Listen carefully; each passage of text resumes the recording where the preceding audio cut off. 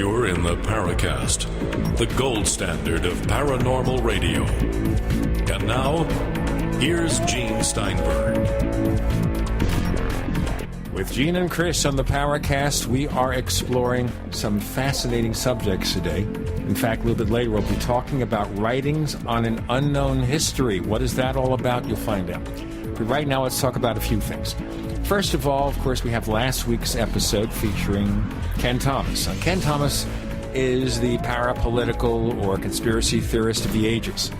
He covers quite a bit of ground, and that started a pretty active discussion in our forums. Now, to be blunt about it, now I should mention here, I've got a letter from somebody who's a longtime listener who says we shouldn't be talking about the forums. Oh? What? You know, we shouldn't be concentrating on the forums. You know, we really should not talk to the forums. We should keep that as a separate thing, leave it on the boards. But we're an interactive program. We embrace our forum participants. I mean, we just had a wonderful roundtable with some of our active posters. You know, we're trying to move the whole paradigm of talk radio into an interactive realm, a la the internet. So what's the problem? What do you think, Gene?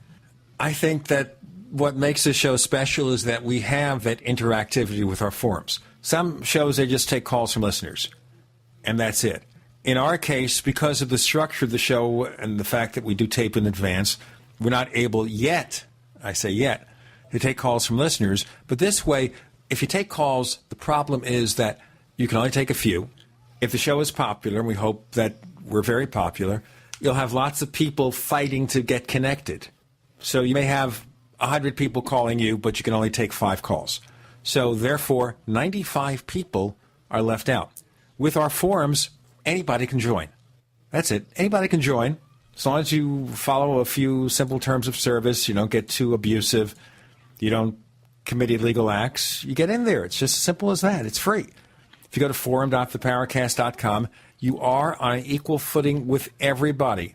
Including us. We actually actively participate and interact with our listeners and our forum participants. It's very important for us to have a give and take, a dialogue, establish dialogues with folks out there who, like us, are really fascinated by the subjects that we cover. And the key thing here is that we participate. We don't simply hire some moderators who run the show for us. We have moderators. They're volunteers, and they help keep things going, but Chris and I go in there and we do our own work. And we respond to people, and we talk to people, because we don't consider ourselves better than anyone else. In fact, you know, there are a lot of people there really a lot smarter than we are. So we work with them. Well, they take me to school. We won't even get into that. But yeah, there are some very, very bright people at forum.theparacast.com. And we're not selling anything there. It's free. Okay? It's free. You join it, you participate, or you don't participate. You could lurk. Sit back, learn. Another comment from the person in question says we shouldn't be negative about past shows. Well, if we get a guest who did a lousy job or didn't demonstrate a knowledge of his subject or said some really stupid things, we're going to say so. That's part of what the Paracast has always been. Whether it's been me or Chris or our previous co-host, when we have a show that didn't turn out the way we like, we don't make excuses for it. We tell you straight out we weren't happy. If the guest was a disappointment, like a certain Werner Bach, who could tell you? We back engineer it, and, you know, we dive in there with everybody else. You know, as a matter of fact, I remember one of our previous co-hosts, he once put up a note on the Paracast forum saying, this show is so bad, don't listen to it. Now, maybe that was going a bit too far. We'd like to say, listen to the show and come to your own conclusions. I have a suspicion that particular episode in question got far more listeners because listeners were told not to listen. A little reverse psychology. It's something like that. It's like I guess there are other shows out there, rival shows, who say don't listen to the Paracast for one reason or another. But we don't go on there and say don't listen to a show. Yes, we'll rag on Coast to Coast AM because it's the number one show in the field, and it's because it has a number of failings that we'll criticize them for. But we don't say don't listen to them. You know, we're in no position to say that. Listen to whatever show you want. Or don't listen to whatever show you want. And if you don't like what we do, don't listen. If you like what we do, we hope you will continue to listen. There you go. Meantime, you're working on a new book, Chris, called Stalking the Herd, right? Correct. I remember the title. Very good. You've been doing a lot of investigations of cattle deaths and mutilations. Anything new in that area? Yeah, it's amazing how some subjects in the paranormal, if you want to call cattle mutilations paranormal, I think the more I get into it, the less paranormal it appears to me. But a lot of subjects in this realm ebb and flow, and the whole idea of livestock deaths, unexplained livestock deaths, have been around since the late 60s, and interest in it tends to ebb and flow. And for some reason, Gene, we've seen a real uptick in interest with the media in this subject, and I've been contacted here in the last week or so by a number of programs in Canada, the UK, the US, who are interested in doing segments on this particular quote-unquote mystery. And I find it intriguing that, for months and months, nobody professed any sort of interest. And then in a single day, I got all these phone calls. If I was Ken Thomas, maybe I'd be scratching my head going, Well, I hear you scratching your head. What's that noise? Is that a scratch? Let's see. Hold on. Let me scratch. Do you hear that? Not really.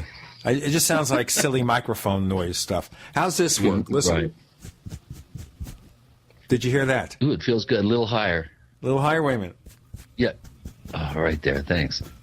Ladies and gentlemen, we're talking about psychic phenomena here. Chris is, 100 miles from me? If I could scratch his head, and that's a real head scratcher, I'll tell you. Anyway, back to the herd.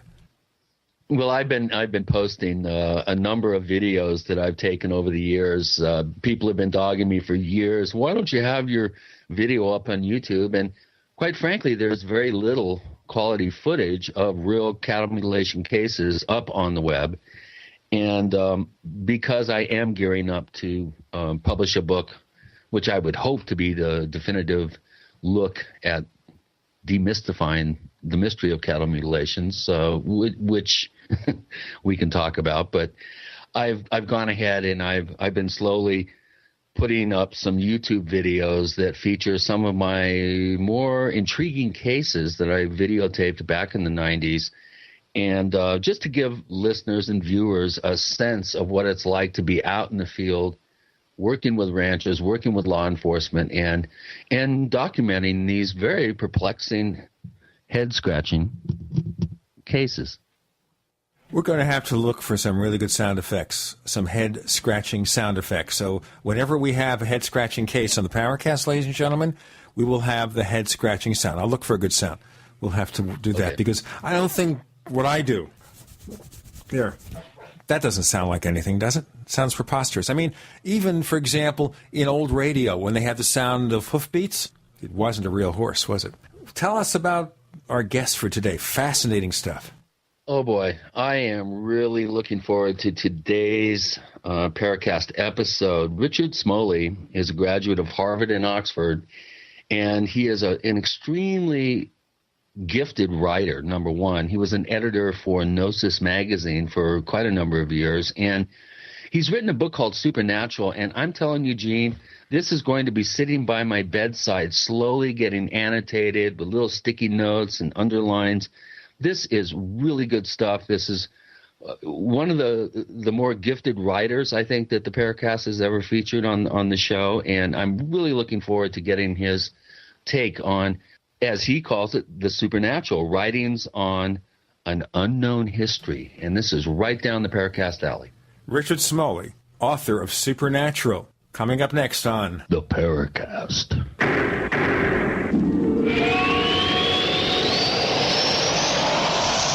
This has got to be familiar if you live in a certain part of the country right now. Horrible weather can severely affect your ability to get to the office. Road closures, major traffic jams. But just because you can't make it into the office doesn't mean business stops. That's why I highly recommend Go to My PC by Citrix. You can access your entire office computer from your home, so you don't have to risk a dangerous commute or worry about falling short on a project. You know, I love my copy of Go to My PC. It's my lifeline to my work computer from home. But our listeners can also try Go to My PC for 30 days. Visit gotomypc.com. Click the Try It Free button. Enter the promo code PODCAST. Then download the free app to your mobile device. That's gotomypc.com. Try it free. The promo code, ladies and gentlemen, is PODCAST. Gold. It's like nothing else on Earth. From the Romans through the Renaissance, from the Industrial Age to the Space Age, gold has weathered the test of time. For 6,000 years, gold has remained the ultimate store of wealth. According to the World Gold Council and the U.S. Mint, demand is at an all-time high. The stage is being set for the reemergence of gold as the common-sense alternative to a fiat paper currency that gets weaker every day. Midas Resources is proud to offer the hard-hitting report that arms you with the truth you need to protect you and your family from the Fed's plans for your hard-earned money. Don't gamble with your future. Call Midas Resources today and ask for your free copy of As Good as Gold. Call 1-800-686-2237 for the report the Fed hopes you'll never see. As Good as Gold can be yours by calling 800-686-2237. If you have ever thought about owning gold, you must read this report. Call Midas today at 800-686-2237. Radio advertising on GCN, the Genesis Communications Network, is simple, affordable, and reaches millions. How do we do it? Let's break it down. First, the simple part. You tell us about your business. Then our expert radio copywriters write your copy. We hire professional voice talent. Hello there, I'm a professional announcer. And then produce your ad with just the right music and feel. Voila! Simple. How affordable? 60-second ads on GCN are the most affordable national radio advertising rates, period. And that brings us to reach. Millions of people listen to GCN radio programs on over 700 AM and FM and XM stations and streaming audio live. That's it. A one-stop shop. Creative radio ads. Very affordable rates. Millions of potential customers and customer service that can't be beat. See our current list of satisfied advertisers at GCNlive.com. Then shoot us an email, advertise@gcnlive.com. You've come to expect winter specials from Herbal Healer Academy, and we're not going to let you down. Battle through cold and flu season with powerful, natural, and safe flu fighters. Antivirals like olive leaf extract capsules and elderberry power. Vitamin D3, 180 caps, only $9. Beta-glucans and an incredible immune system booster. Our own 4-herb tea capsules and Respa 8, all specially priced during the winter sale at herbalhealer.com. Also, exclusive homeopathic detoxes for lungs, kidneys, liver, whole body, and lymph are on sale. Herbal Healer Academy offers correspondence courses to teach you how to handle your health naturally. And as always, new customers get a free 128-page catalog with your order. Log on and save big now when you hit the winter specials at herbalhealer.com. Healing the world with nature, one person at a time since 1988. Celebrating 25 years in service to the natural healthcare industry. We'd like to hear from you. If you have a comment or question about the Paracast, send it to news@theparacast.com. That's news@theparacast.com. And don't forget to visit our famous Paracast community forums at forum.theparacast.com. Richard Smoley, author of Supernatural, joins us on the Paracast this week. The subtitle of the book is Writings on Unknown History, and it's a collection of papers that you did, Richard. Welcome to the show. And I think the cool thing to ask first is, focusing so much of your life on occult or esoteric studies, how did that come about? Any personal experience involved, or just your interest flew that way? Well, I can't say that there have been any really mind-shattering experiences or any that would really stand out in kind of a conversion experience type way. But I have always had this sense of something deeper going on than conventional reality would like to admit. I've had an enormous appetite for this ever since I was young. So, and I've investigated some of these areas both, in an intellectual way and in a experiential way. So, I have something to say about it. Have you had any personal experiences that you thought were just real unusual? Yeah. And this, in a way, one that comes to mind gives a good example of some of the things that I guess would like to say about the paranormal. About 21 years ago, I was doing a story on Native American spirituality, and I went to spend a few days with a medicine man up in Nevada, or out in Nevada, or the preposition is. And when I was leaving, he had one of his people give me kind of a traditional blessing for my car with tobacco, offering to the 6 directions, which is a pretty standard Native American practice. And I thought, well, this was all very nice. But I had a very weird experience while coming back, and this was in Nevada. I was living in California at the time, and I was going home over the Donner Summit in California. This was not a terribly late in the season. It was like in late September. I was in the fast lane, and right behind me, pulling up right behind me, was this red sports car. I thought, well, God, this is obnoxious. So I'll just get out of his way. That's that. So I did. I pulled into the slow lane, and the minute I did, a freak storm appeared, a freak snowstorm, which made the road very, very slippery. And right before my eyes, or behind my eyes, I saw that sports car go right through a metal rail down a very, very deep crevice. And, I thought, well, is this paranormal in some sort of like really occult sense? Well, not really. There's nothing there that happened that, defies the laws of nature as such. This could happen to anybody, but I thought it was very, very curious, and that I'd had it right after this experience with this medicine man led me to think about it and to think there might be some connection. So I guess one thing I would say about paranormal experiences in general is they often take that form. They're not necessarily ghost apparitions. They're not necessarily UFO sightings, although people have those, as you know. But something kind of funny happens, and you can never really quite place your finger on it, even though the logical facts kind of break down, and, well, there was a storm, and there's storms over the Donner Summit, and, I was lucky enough to slow down and that kind of thing. But it was curious to have that after that, blessing by the medicine man's assistant. That sounds rather synchronistic. Yeah, I mean, it was just, it was very, very peculiar. And this particular medicine man, whose name was Rolling Thunder, I mean, he's now deceased, but he was quite well known. And you mean as in Rolling Thunder Review and the Bob Dylan tour in '76? Yeah, that was named after him. And he was friendly with a lot of rock stars, particularly in the 70s.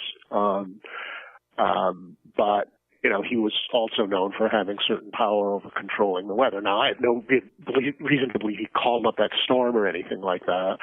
But it was, as you say, synchronistic. It had a certain kind of oddness about it that, led me to think, well, I guess the real conclusion I got was, you're dealing with someone here who actually has real power, so don't do anything stupid or write anything stupid about him.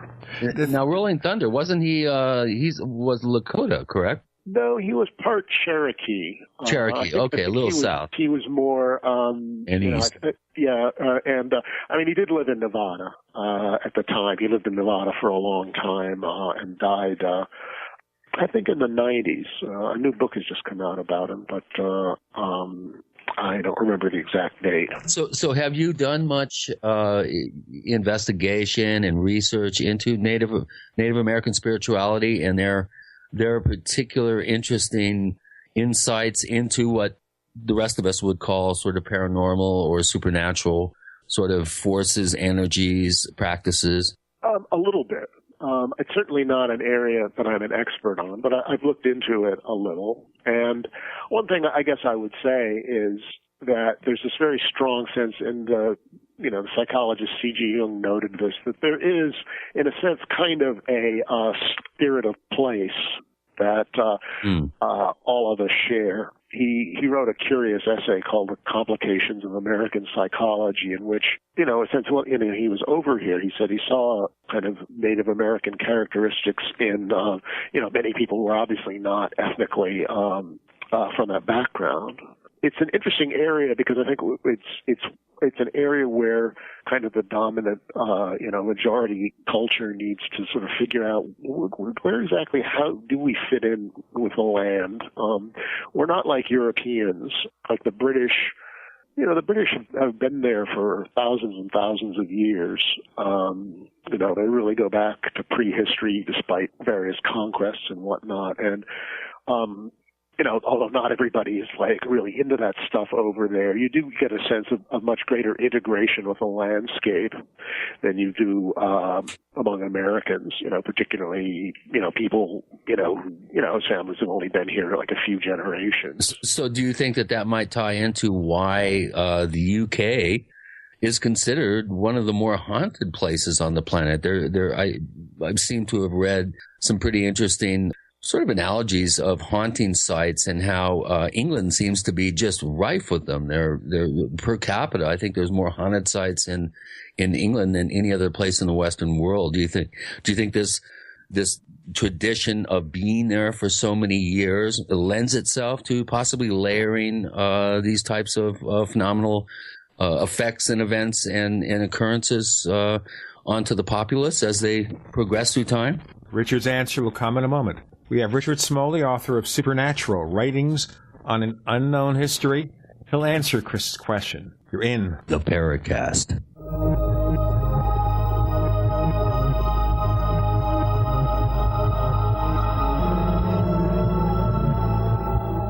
Are you tired of searching for great talk radio? Something more important. Search no more. We are the GCN Radio Network. Hey neighbors, got a small business or a large company that needs to be online 24/7? Well, here's the little secret. To make sure your site is always online, you need world-class DNS service from Dyn. That's D-Y-N. For years, Dyn has been helping companies ranging from the scrappy young startup to the giant media moguls of the world with making sure websites are fast and always available, and that your emails are getting delivered. DYN. Get faster internet by using Dyn for DNS. Visit dyn.com/podcast30. Fill out the contact form or start shopping right away and save 30% by using the promo code podcast30 at checkout. Again, visit dyn.com, that's dyn.com/podcast30. Check them out today. It's time for a home security quiz. Answer this. What effective home security device is smaller than a coffee cup, fakes out burglars into thinking someone is home at your house while you're away, plugs into any wall outlet, is recommended by many police departments, and sells for less than $35? Yes, it's Fake TV. This year, about 1 in every 50 U.S. homes will have a break-in, with burglars usually picking the easy target, a dark house that looks like no one is home. Fake TV is a small electronic security device that makes it look like someone is home watching TV by simulating the light from a real TV. It's like a lamp on a timer, but far more convincing. And for only $34.95, Fake TV could be the difference between coming home to a secure house or one that's been ransacked. Go to faketv.com or call 1-877-5-FAKE-TV. That's 877-532-5388 or go to faketv.com. Fake TV, the burglar deterrent. Lunch is ready. And it's an MRE smorgasbord at longlifefood.com. In 1983, Long Life Food Depot was one of the first to sell MRE pouches to the public, and we're still selling them almost 30 years later. Today, Long Life Food Depot has the world's most complete MRE online buffet, because MREs are all we do. Tasty varieties of chicken, beef, salmon, and pasta entrees, plus sandwiches and our easy-to-use pouches. Full moisture, long shelf life, and ready to eat hot or cold. We sell by the pouch or case, so the choices are endless, and so are the graduated quantity discounts. The more you buy, the more you save. Call 800-601-2833 or go to longlifefood.com to join our email list for upcoming announcements like the Rollaway Food Pod. Plus, enjoy fast and free shipping. Just call 800-601-2833 or visit longlifefood.com. Emergency preparedness, emergency relief. Longlifefood.com since 1983, sending real food to your real future.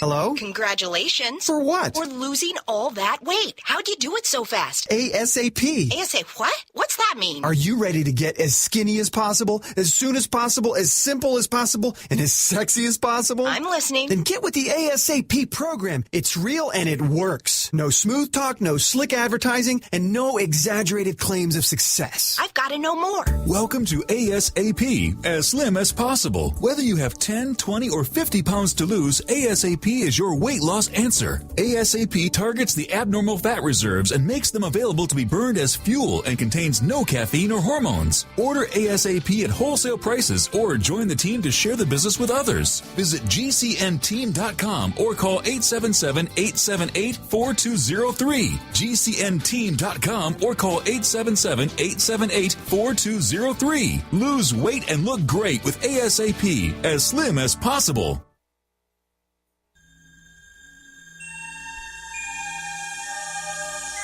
This is Jacques Vallée. You're listening to the Paracast, the gold standard of paranormal radio.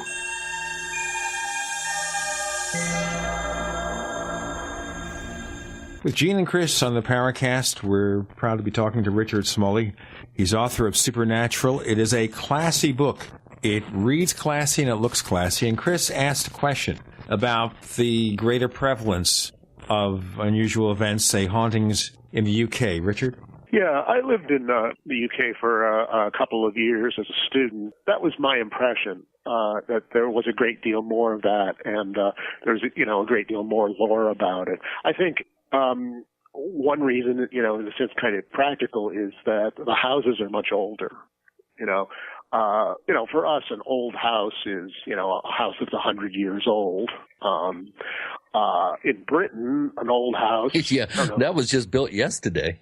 Right, yeah. An old house, someone might, well be living in a house that was built in the time of Henry VIII or something like that. And, yeah, here, by the way, if you move into a house that old, it falls apart next week. So different. Well, there's always that problem, too. I'm not big on maintenance myself, so I might not be the ideal person to have a house like that. But I think, if something has been inhabited for, 400 years or so, there's a lot more that's gone on. There are a lot more deaths that have happened there. There are a lot more people who've gone through it, a lot more people who are likely to have left some kind of psychic mark or residue on it.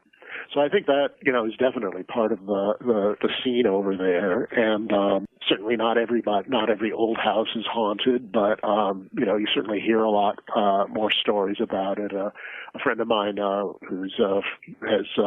I think his father's family originally came from the Dublin area, told me about staying at this old house and having this old man come into his room one night who I guess was deceased. Well, that brings up to mind China, India, parts of Africa, where you have very, very ancient dwellings that have been continuously inhabited for many generations.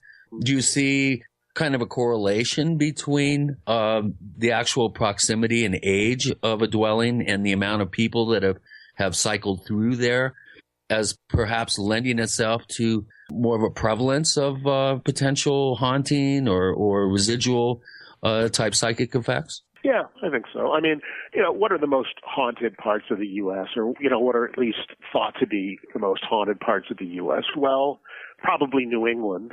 is high up there, and New England, where I'm from, has its own rather special, sometimes spooky feel of its own. And I guess the other place I would say that has a lot is the South, and those are both parts of the U.S. that have been inhabited the longest. Not by European standards, it's still not very, 400 years, not very long, but for us it's a long time. So yeah, I think that's, and in China and India, and this is a subject I'm interested in. I think one has to also take into account, and there aren't really words to describe this, but kind of the culture has its own psychic landscape. And in a curious sort of way, the beliefs, the practices of culture create a certain kind of landscape where things are more likely to happen. The spirituality of India is quite a different place. And, a lot of events that we would consider very paranormal are, regarded, in a fairly matter-of-fact way. And I have to say that part of the reason for that must be that, the culture just accepts it so well. Whereas here, everybody, you have to at least pay lip service to skepticism, right? You have to, if you don't kind of pretend to be skeptical, people just think you're kind of credulous. Boy, you should visit the Paracast forum sometime. That's an understatement. And there's this, skepticism about the paranormal has become kind of a quasi-religion in its own right, as you know, and a lot of it, the so-called skeptics are, they're true believers as much as, any devotee of any religion is. Here. Thank you so much for saying that. Yeah, you follow this field, so you know exactly what I'm talking about. So collective belief is a very powerful thing, and I don't think it's very well understood. And I don't think it's been very well studied. I read a fascinating book a couple of years ago. It was by a Russian named Bekhterev. It was a psychologist in the early 20th century who the book was entitled Collective Reflexology, and it was a study of how moods and impulses passed between crowds. And he sort of thought that there was almost like kind of like an electrical impulse that, could just pass through a crowd. Now, he lived through the Russian Revolution, and a lot of the anecdotes he describes of this Russian Revolution where, people just suddenly kind of went crazy and killed somebody for no apparent reason. So he had a lot of material to study. But I think we have to be a lot more serious in at least recognizing that collective belief, has a real role to play in how we perceive reality and what we perceive reality to be. So would you be saying then that the collective belief may in and of itself create some of that reality? Yeah, I think so. And with 2012 and the Kali Yuga, these are two chapters in your book that I found very fascinating. Mm-hmm. With all this media hype about this 2012 and the end of the Mayan calendar, there's 19 calendars and none of them end. I digress. But where do we see a manifestation of this kind of riptide of belief surrounding 2012? What are your views on that? Well, I think the 2012 phenomenon is very interesting in a way that's often been overlooked. Now, in the West, particularly since Christianity triumphed, there's always been this very strong apocalyptic impulse. That is to say, this impulse to believe that the end of the world is at hand. There's even a website somewhere that kind of lists every year that someone predicted would be the end of the world. There are a lot of years in the last 2,000 years. Pages and pages and pages. And maybe not every year, but pretty close to it. So there's this collective expectation of, apocalypse. You can see, the tabloids play on it, the kind of the more sensationalistic tabloids play on it. And it's very, very deeply ingrained. in the way Western people think. Now, at the same time, the culture itself has been detaching itself from Christianity much more than it was even a generation ago. There's more people who identify themselves as non-affiliated. There's religious belief, spiritual belief may be as strong as ever, but it's certainly less and less linked to any kind of institutional or dogmatic belief. So you have people who are, a kind of a cultural collective mindset that has this real background in apocalypse and expectation of the end of the world, and kind of an increased kind of lack of interest in Christianity, which is the chief language in which this has usually been formulated. So what I find interesting about the 2012 phenomenon is that it is this kind of typical apocalyptic scenario. At least that's what it was turned into. But for the first time in Western history, the mythos behind it was not Christian or Judeo-Christian. It was not of a native culture. I'll tell you what, we'll go into more of Mayan mysteries and all sorts of unusual phenomena. We have Richard Smoley. The book is called Supernatural. And you have the supernatural Gene and the supernatural Chris. And it has nothing whatever to do with a TV show of a similar name, because you're in the Paracast.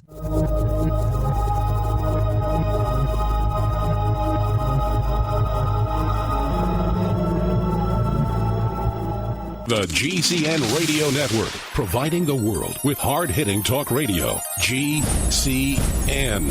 Great talk radio starts here. Is there a secret UFO agenda? Do strange creatures from the darkest corners of the mind roam the Earth? Is there evidence for mind control, time travel, or devious government conspiracies? Find out the inside scoop on the latest conspiracies, paranormal activity, and Fortean phenomena when you subscribe to Tim Beckley's Conspiracy Journal. It's jam-packed with stories, special book and DVD promotions, and the best news, it's absolutely free, sent right to your mailbox. Plus, a bonus free email newsletter sent out every Friday. Simply send an email with your name and address to Mr. UFO at webtv.net. That's Mr. UFO at webtv.net. Find out what they don't want you to know.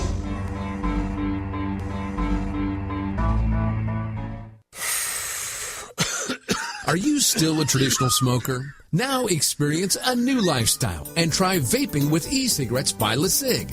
Imagine no ashes, stains, nasty smell, or coughing and hacking. With LeSig e-cigarettes' revolutionary microelectronic technology, rechargeable battery, and unique replaceable cartridge, you'll get all the benefits and satisfaction of smoking without the hazards. Choose your taste from a wide variety of our new American-made vape-free e-liquids at LeSig.com. And LeSig smokes the competition by serving thousands of worldwide customers with real people customer service, fast, free, same-day shipping, and a 30-day warranty and satisfaction guarantee. So are you ready for a new vaping lifestyle? Then call 870-518-4307. That's 870-518-4307. Or visit LeSig.com, spelled LECIG.com. LeSig e-cigarettes for today's modern smoker. Is there a less expensive way to detoxify your body? Yes, microplant powder from hempusa.org frees your body of toxins from vaccinations, pharmaceutical residues, heavy metals, parasites, and toxic chemicals in your food and water for around $10 a month. Microplant powder removes virus, fungus, and bacteria while cleaning and purifying the blood, lungs, stomach, and colon. It unclogs arteries and softens heart valves. Plus, microplant powder can be taken with any liquid, any pharmaceutical at any time. It's truly the easiest and most cost-effective effective way to clean and detoxify your body for around $10 a month. Microplant powder from hempusa.org. It really works. And for persistent health issues, try our Matrix Bio Powder together with microplant powder for a deeper cellular cleaning. Call 888-910-4367. That's 888-910-4367. And see what our powder, seeds, and oil can do for you at hempusa.org. You've heard about or even used colloidal silver for years. But did you know there's a silver product that is much better, faster, safer, and superior? Silver that is fundamentally distinctive, different, and the only patented silver since the original colloidal silver in 1923? Introducing Silver Protocol from Neoferra. Think about this. What will you do when you can't get antibiotics? Silver Protocol should be in every grab bag, the one product you gotta have when it all breaks loose. Unlike colloidal silver, use Silver Protocol preventatively or whenever infection occurs. Silver Protocol can be boiled or frozen, yet is still 100% effective, has super long shelf life, and will not cause argyria or turn you blue. Order Silver Protocol at 800-213-0644. That's 800-213-0644. Or go to neofera.com, spelled Neofera.com. Sign up for our free educational email series at neofera.com. Silver Protocol, the ultimate immune booster. Hi, this is Don Ecker, and you are tuned in to the Paracast. Let me tell you what, you're going to hear stuff here that you probably won't hear anywhere else. Hear that, George Snorri? Richard Smoley, author of Supernatural, joins Gene and Chris. They're on the Paracast, and we were looking, I guess, here at collective realities. And maybe I go back to what Carl Jung said in the 50s when he wrote his book about UFOs, the modern myth of things seen in the sky, etc., whether if enough people believe in ghosts or UFOs, they shall come. Are we focusing on that a little bit? Yeah, or at least people are going to experience them. I mean, to take another example, I remember reading a description of, a witch trial from, I don't know, maybe 1600 or so, several years ago. And this man testifying in court, because this was a real trial, real legal procedure, testified, to the jury that he had turned himself into a toad. And, the jury and the judge took him at his word.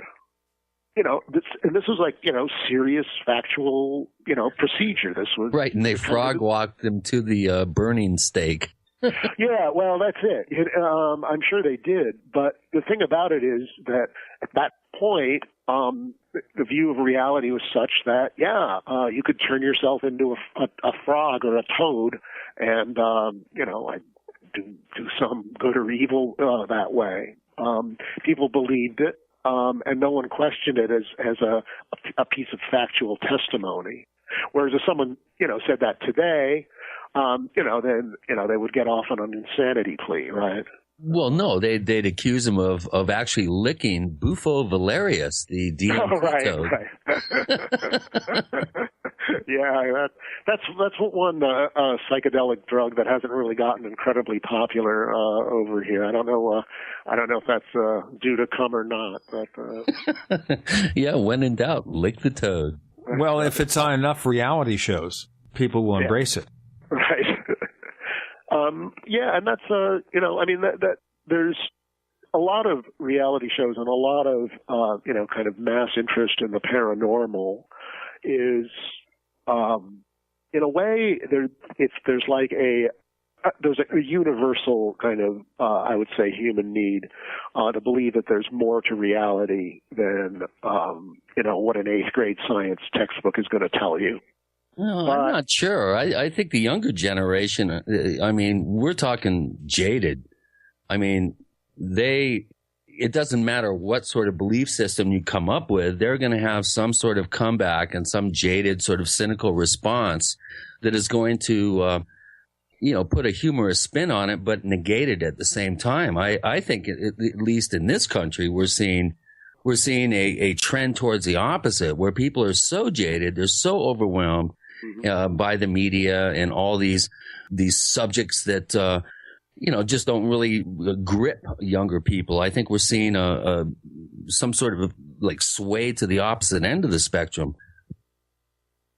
Oh, that could be. I mean, I mean, you could say a lot of things about youth culture, and I wouldn't be able to really say, whether you're right or wrong. My experience of youth culture, kind of came from teaching at a community college for a few years in Massachusetts, but even that's been a while back. Yeah, I think there's this jadedness, but there's still an enormous amount of belief in things like the afterlife, belief in God. I mean, if you believe the polls, 90% of people believe in God or at least some sort of supreme being or some sort of higher power. One thing that's always fascinated me is when they do polls on belief in reincarnation. And I've seen a number of these, that have been conducted over the last couple of decades, and they're pretty consistent. The numbers always seem to end up someplace between 21 and 28% of the U.S. population that believes in reincarnation. How many of these are young people and how many are older people, I don't really know. But there is still, a lot of belief in these things. One of the things I found fascinating about one of those, it was a Harris poll I remember from 2007 that said that indeed 21% of Americans believed in reincarnation, and 25% of American Catholics believed in it. Which was kind of curious, given that so the more Catholics who believe in reincarnation than in the population as a whole, even though their own church has always taught against it. So what's going on there? I mean, I think one thing is that people at least like to think of themselves as very independent-minded, and just because the church says so, doesn't mean they're going to buy it. And that I think, is one element of the jadedness and, skepticism I think that you're talking about. But I think there's still, an enormous appetite for belief in that sort of thing. I mean, the most obvious, one, and I'm sure you've dealt with this on your show is, the fascination with the near-death experience. There's so many near-death experiences, so many, bestsellers out about near-death experiences. There's a real appetite for it, and that's there's some jadedness about it, but there's still a lot of real interest and desire to know, not necessarily to believe, but to know, that there are other realities beyond, the ones that we normally take for granted. Yeah, absolutely. We had PMH Atwater as one of our guests here a couple of months back, and we had a fascinating discussion about the whole subject of near-death experiences. But in your book, The Dice Game of Shiva, one of the things that I was really struck by is that you showed that consciousness is not just a mere side effect of neural processes, but it somehow is tied into how the universe actually functions. There's some sort of like mechanistic connection there. How does belief and an actual the process of consciousness, where do we see that sort of combining together in a collective sense? That's a pretty intricate question. I mean, the Dice Game of Shiva is the previous book I wrote. It was published in 2009, and it was a study of consciousness. And basically what I was trying to say in that book is that I define consciousness, which a lot of books on consciousness don't do, as the capacity to relate self and other. And this is true kind of in all ways and at all levels. So that consciousness is just not, as you say, kind of an epiphenomenon of the brain that's limited to humans, and therefore kind of like this weird aberration. But it's present in all things in some form or another. I mean, in that book, I quoted an interview with Edison, who said, all of these chemicals are able to interact with each other, in all these marvelous ways. Do you mean to say they do that without some kind of consciousness? That is to say, it's not saying like, they have conscious will in the way that we do, but at some level, in some way, a hydrogen atom has to know how to recognize an oxygen atom and react with it in a certain way in certain circumstances to produce water. The way I'm seeing it, so that consciousness, is organic to everything. And our consciousness is only a very, very, very small slice of that. Even supposedly inanimate things do possess consciousness in a way. We all know plants have, certain types of consciousness, the book of the Secret Life of Plants. So that's the answer to that part of the question. But I think you're also asking about, Well, in training, consciousness in training other aspects of consciousness together into some sort of kind of a formula where it's like a self-creating and self-fulfilling prophecy. Going back to the top of our particular conversation here about 2012 and the power of belief and collective, the collective consciousness actually manifesting something just out of pure belief and focusing, collectively on something to such an extent that you actually, manifest that which you're obsessing with. Mm-hmm, mm-hmm. This is a question that we'll pursue in our next segment because we have another kind of collective unconscious to explore right now. The collective unconscious of all our sponsors working together to convince you to buy their products or services so we could stay on the air. Isn't that good? That was good, Gene. I know. I'm going to patent that and we can sell it next week. The book is Supernatural from Richard Smoley. With Gene and Chris, you're in the Paracast.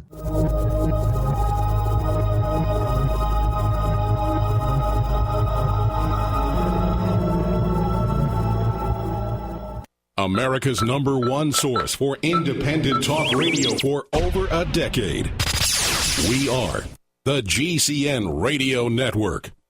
Hi, this is Ted Anderson. If you'd like to listen to GCN programs on the go, I have great news. GCN has created a Droid and iPhone application, and it's free. Just as easy as going to GCNlive.com, click on the banner, and download. Before you know it, you'll be listening to your favorite hard-hitting GCN shows, live or on demand, right on your Droid or iPhone, 24/7 and on the go. So download the Droid and iPhone app free by clicking on the banner at GCNlive.com. Thanks again for listening to GCNlive.com. Again, that's GCNlive.com. We the people grow cotton, weave fabric, engrave ink, embed strips and fibers to protect from counterfeit and carting to a private bank, having it lent back at interest, forcing taxes to service debt. This capitalism, or was Jefferson correct when stating a central bank issuing the public currency is a greater menace to the liberties of the people than a standing army? Ted Anderson, I'm placing a free silver dollar in a book that explains our monetary system. Call for your copy, 800-686-2237. It's time to understand the system. Call 800-686-2237. That's 800-686-2237. Can Heart and Body Extract help with other ailments besides heart conditions, high blood pressure, clogged arteries, or unbalanced cholesterol? It did for Karen. I've been using Heart and Body Extract for approximately 2 weeks. I've had an earwax buildup problem for many years, with over-the-counter stuff not working at all. I had very poor hearing due to this earwax buildup. Well, after 2 weeks of taking Heart and Body Extract, my earwax buildup almost completely cleared up. Could this be the effect of better body circulation? Heart and Body Extract is an effective 100% organic nutritional supplement specially formulated to allow your body to heal itself. My hearing is almost completely back to normal. I'm amazed. Order by calling 866-295-5305 or online at hbextract.com. That's 866-295-5305 or hbextract.com. Heart and Body Extract for long and healthy life.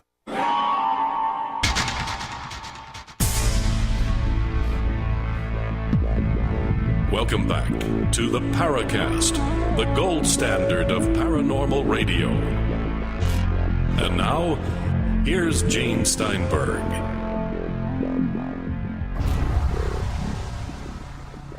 We continue with our second hour of the Paracast with Richard Smoley. The book is called Supernatural And we've been focusing on long questions and answers, I guess, about the nature of reality and whether we create our own reality. But then we get to the larger question, Richard, what if we have the matrix reality where maybe we're all asleep somewhere and some massive computer system is directing our every action or expectation? Well, the answer to that, in a way is... I hope not. Yeah, I hope not. Well, in a sense, it's kind of the answer that Descartes gave, because he asked, that very question in the 17th century, and he said, "Well, how do I know I'm not being deluded, my entire life by some cruel demon?" And it's a very Matrix-like question. Descartes got his initial impetus, I think, as he was marching from Spain to Bohemia as part of the army, and he was told that by an angel that came to him in a vision or a dream that the answer was in what, measurement and number or something.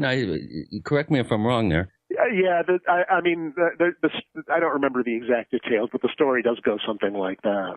But in a sense, what I'm talking about here is simply that Descartes saying, well, if I don't know anything else, and I may not know anything else, at least I know I'm experiencing something. There's something having this experience. And, he took that in his own kind of philosophical direction. But, I think that basic stance, makes sense. Yeah, I think, therefore I am, or I experience, therefore I am. Well, and the converse is true, too. You think, therefore you are. Right. So, I think there's that element in it. He had his own interpretation, which I'm not going to necessarily go into because I don't necessarily agree with all of it. But you may not know whether the reality you experience is actual, but at least you still know that there's kind of a you having it, whatever this you is. It gets funny, of course, because, if you believe a lot of particularly Eastern, but not only Eastern philosophies, it turns out that they would say that the you that's having this experience is, the kind of the core of the delusion, which is, it's an interesting subject to explore. I don't necessarily agree with it myself, but there's some people have taken it in that direction. That we are being deluded by this cruel demon, and it's our kind of personal egos. Well, then how would you explain moments of gnosis? Well, I guess the way that you explain it would be that if this kind of experience is delusory, we must have at least some capacity for experiencing reality and truth. And those moments of gnosis would then be, some of those moments of truth that somehow permeate through the layers of the matrix. Right, the software program. Right. Of course, we wonder what happens to the software program when it develops bugs or is infected by malware. Wow. Or maybe that's the problem. The other thing, of course, about reality is whether we are all just somebody's video game. Mm-hmm. Mm-hmm. And the answer to kind of a lot of that is, even if it's true, it's kind of a hard thing to go around believing in your day-to-day life. And, the thing about a lot of skeptics is these questions are interesting to, answer. I can doubt, the existence of everyday reality, but in practice, I'm going to act as if it still exists. And, that's really the only way to do it. Because otherwise, therein lies madness. Right. A slap in the face and a kick in the tail end hurts. Mm-hmm. Exactly. Those have been, some of the kind of refutations of it that have been made. Now, there are lots of other things going on as well, which is, it could be that, the fact that a slap and a kick hurt, is itself kind of, an organic part of the delusion. One could go and look at that point of view. From my own perspective, to kind of, put this in some kind of perspective, I think these questions are interesting to look at and to think about, not necessarily because they're going to lead you in some, wildly new direction of belief, about your universe or about your life. But, they stretch your mind, and they at least ask you to accommodate certain possibilities that most people don't want to take for granted. Even most educated, supposedly thoughtful people don't take for granted. One thing that struck me in your book, and probably the shortest chapter, which is chapter 10, called Hidden Masters.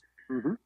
In your opinion, what is the operative inspiration that creates a Buddha or a Christ-type figure or a Lao Tzu or, one of any of a number of what are now considered masters? What do you think separates their process from the average person's process, and what are the aspects of their separation that make them stick down through history? Well, that's a good question. Well, I think one thing is that they, what they tended to have in common is that they've all expanded human consciousness and awareness in new and different ways that were needed at the time. We kind of tend to, for us, love is a cliche, at this point, as we remember as Valentine's Day approaches. But all you need is love. You can go through as many songs as I can, on this whole theme. But really, it was Christianity that brought love to the fore. No one really talked about love as kind of the central thing in the universe before Christianity. And that was, probably Christ's contribution, that, he kind of intuited, that love is a much more important force in the universe than it had been given credit for.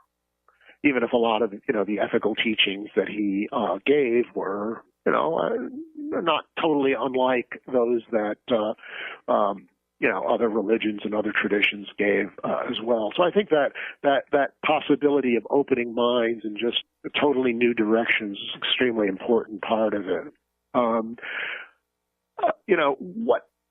Then there's this question what constitutes something that's, a being who's, shall we say, superhuman? Is a superhuman being one who's kind of superhuman in functioning? That is to say, someone who can, materialize at will and so on. Possibly, and there are stories of that, and I have to say I've never had any experience like that, so I don't know. I'm not really all that interested in dismissing it out of hand.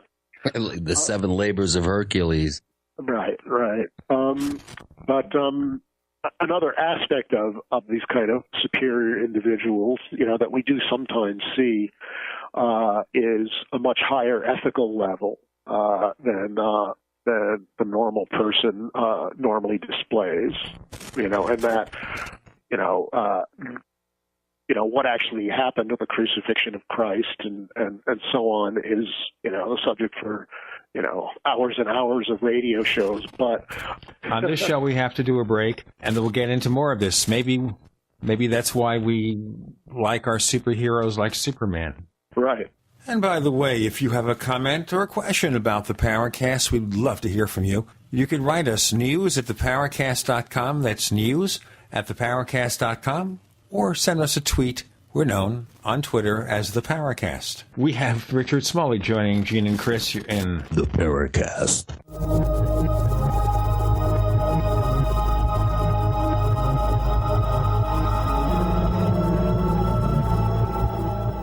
Attack of the Rockoids has been well received by critics and readers alike.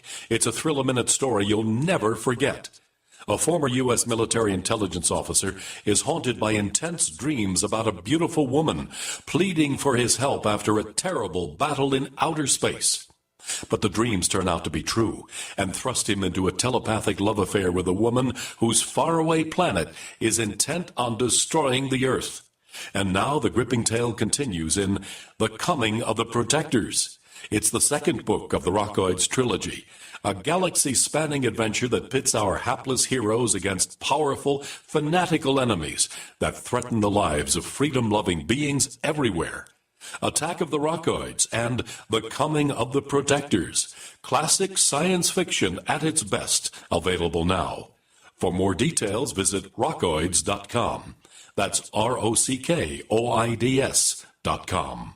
Quantitative easing, unemployment at depression levels, Europe financial system falling apart, China getting out of U.S. treasuries. At the end of 2008, the time of TARP, the national debt was at $11 trillion, gold trading around $850 per ounce. Close to 2012, the national debt exceeded $16.4 trillion, gold doubled to $1,600 per ounce. The $20 trillion threshold for the national debt is inevitable. Politicians in Washington have a ferocious appetite for spending and stimulus. What's worse, a printing press to finance. 100 years ago, we had a gold standard to limit this madness, but now you have to adopt your own gold standard. Don't be fooled with paper promises. Get Midas Resources 10 Reasons to Buy Gold free by calling 800-686-2237. Understanding the gold and silver market may be the only insurance you could have to avoiding the next economic crisis. Call 1-800-686-2237 and order your free copy. Again, that's 800-686-2237.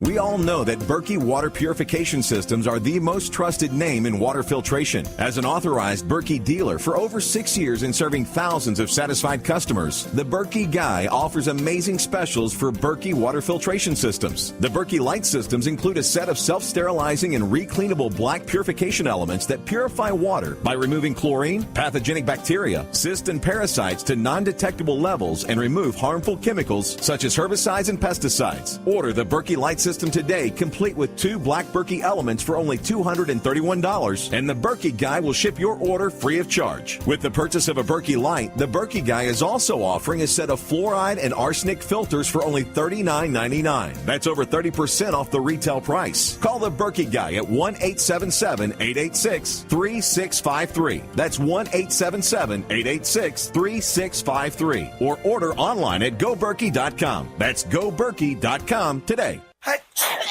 Fight back this cold and flu season with the world's best garlic extract, Ali C. Why Ali C? Because it helps your body fight viruses, bacteria, and fungi. Ali C has been scientifically proven in double-blind studies using low doses to greatly reduce the number, severity, and duration of common colds. Ali C contains 300 milligrams of stabilized allicin, the active ingredient in crushed garlic. Studies show Ali C is effective against MRSA, bacterial, fungal, and viral infections. 1 tablet of Ali C has the equivalent of 40 cloves of garlic.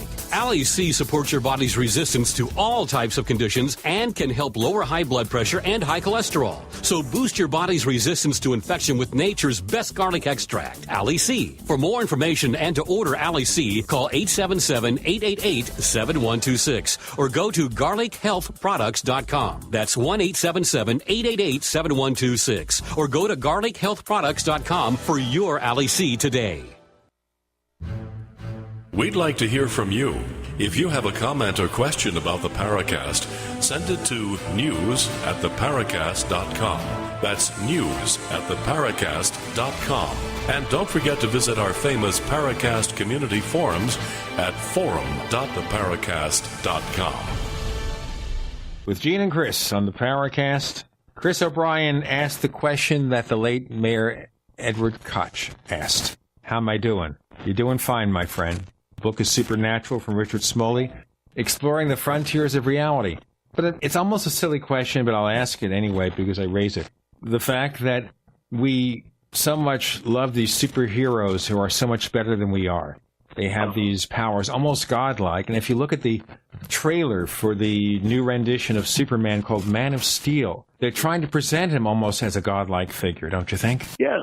And, it's a curious irony. Where did the notion of the Superman come from?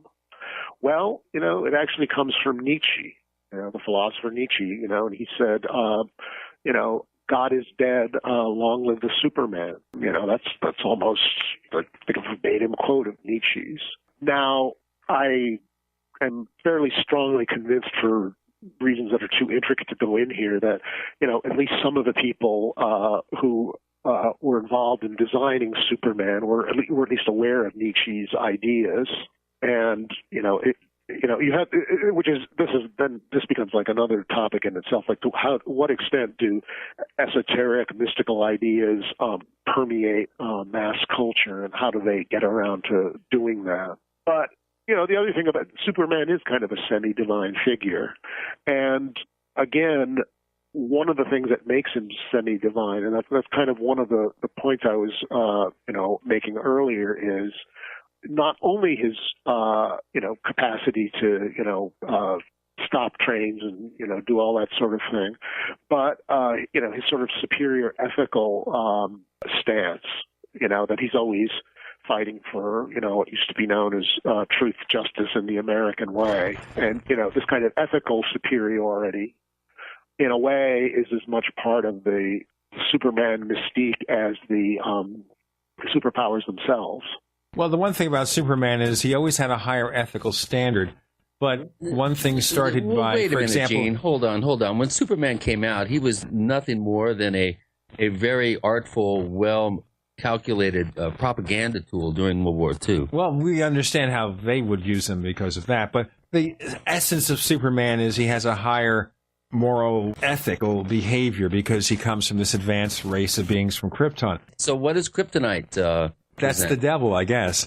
But the one thing about it is that the later class of superheroes, which came from Stan Lee, for example, they were troubled, psychologically impacted by their superpowers, or just generally screwed up anyway, and through some accident or fate they become superheroes, and that only makes them crazier and wackier. Mm-hmm. Mm-hmm.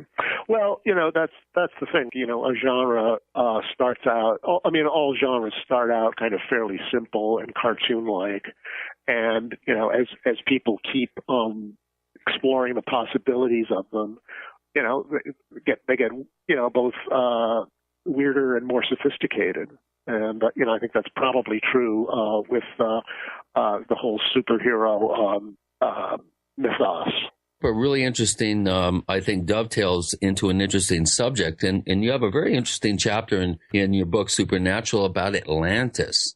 Mm-hmm. And I think in the New Age community, Atlantis has almost transcended into this realm of superheroes and exalted levels of technology and knowledge and some sort of connection to some sort of divine imperative. Why don't you explain to us your thinking about Atlantis, as you put it in your chapter heading, Atlantis Then and Now? Okay. Well, Atlantis, first is kind of just a bit of history. The Atlantis myth was brought to us by Plato in a dialogue of his called the Timaeus, and he wrote another one called the Critias, which is sort of a follow-up. And in it, he claimed that the Greek sage Solon visited Egypt around 600 BC and was told by the priests there that, they basically said, you Greeks are just children. You have no sense of history at all.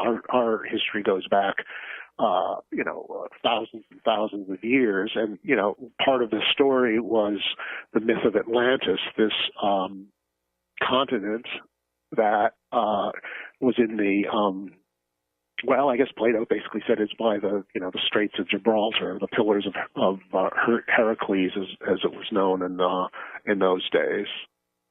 And this continent, went through an incredible cataclysm and sank. And the year given, is translated into our terms, 9600 BC. Well, this is all kind of, this is all a bit improbable sounding, but it's starting to sound a little less improbable these days because we're starting to, think of whole countries that may be submerged by rising ocean levels from global warming, like the Maldive Islands in the Indian Ocean. I mean, this is kind of like a modern day Atlantis waiting to happen. I mean, the sea levels rise, above a certain level. The Maldive Islands are going to be underwater. Interestingly enough, that date that Plato gives, 9600 BC, is actually pretty close to the end of the last ice age. Correct. And we know that at the end of the last ice age, a lot of bits of land that were formerly above water went underwater. So, even from a purely, totally straight scientific viewpoint, there's no reason to disbelieve in Atlantis, as such.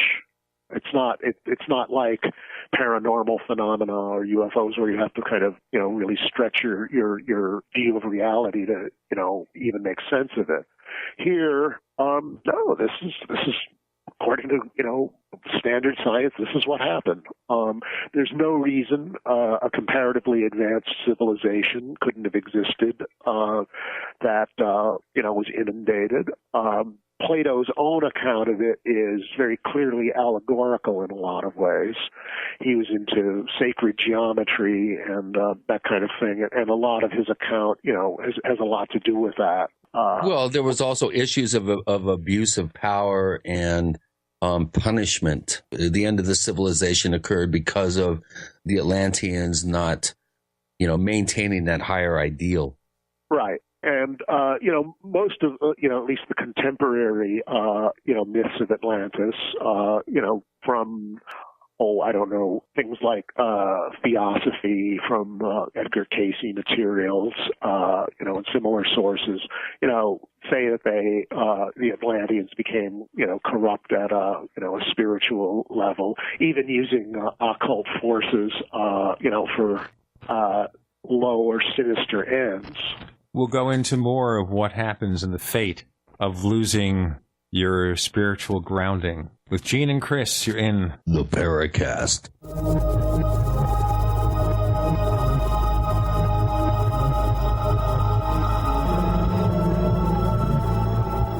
Are you tired of searching for great talk radio? Something more important. Search no more. We are the GCN Radio Network. Graphic Converter is the image manipulation tool for the rest of us. It does not use any database. You get full control of all your files. Want to view the images of a folder? Drag it into Graphic Converter, and a powerful browser opens up to show your image files. You could use it for slideshows. You could use it to import images from digital cameras or from scanners. Need to do some image editing? You can do that too in Graphic Converter. Also print catalogs. Convert from so many formats I can't even list them. Download now to see if Graphic Converter is good for you, like 1.5 million other users. Guess what? You could save money when you buy Graphic Converter. Use the coupon code Night Owl. Use the coupon code Night Owl to get a special price for Graphic Converter. Go to lemkesoft.com. That's LEMKE soft.com. lemkesoft.com. LEMKE soft.com. Preparedness is simple when you have the right stuff. And with the looming threat of economic collapse and possible service interruption, it's time to get the best-in-class preparedness stuff at disasterstuff.com. Disasterstuff.com has been serving smart preppers for over 15 years with quality products like Berkey water filters. Disasterstuff.com is the official Berkey in-stock shipping center. And as always, free shipping on all Berkey products. Stock up on water barrels and accessories. Get Country Living or Wonder Mill grain mills, Excalibur food dehydrators, Tatler reusable canning lids, Sun oven solar cookers, EMP bags to protect sensitive electronics. And don't be without your Life Straw personal water filter, all from disasterstuff.com. Preparedness is simple with the right stuff from disasterstuff.com. Freedom through self-reliance and personal responsibility. Do you owe the IRS money that you can't pay? Are tax liens and levies ruining your life? Are you tired of being afraid just to go to the mailbox? If this describes you, then Dan Pilla can help. Hi, I'm Dan Pilla, and I've been solving tax problems for more than 30 years. In fact, I wrote the book that made it possible to negotiate settlements with the IRS, and I've helped thousands of people do exactly that. Call now at 800-346-6829 to learn how I can help you. You know your IRS debt will not go away by itself, but you don't have to live in fear anymore. New changes to IRS policies will help more people than ever before eliminate their debts once and for all. There's no need for you to suffer another day with IRS debt. Call 800-346-6829. I can help you eliminate wage and bank levies, release tax liens, and negotiate a settlement with the IRS that will put your tax nightmare behind you forever. Call 800-34-NO-TAX or go to my website, taxhelponline.com. That's taxhelponline.com.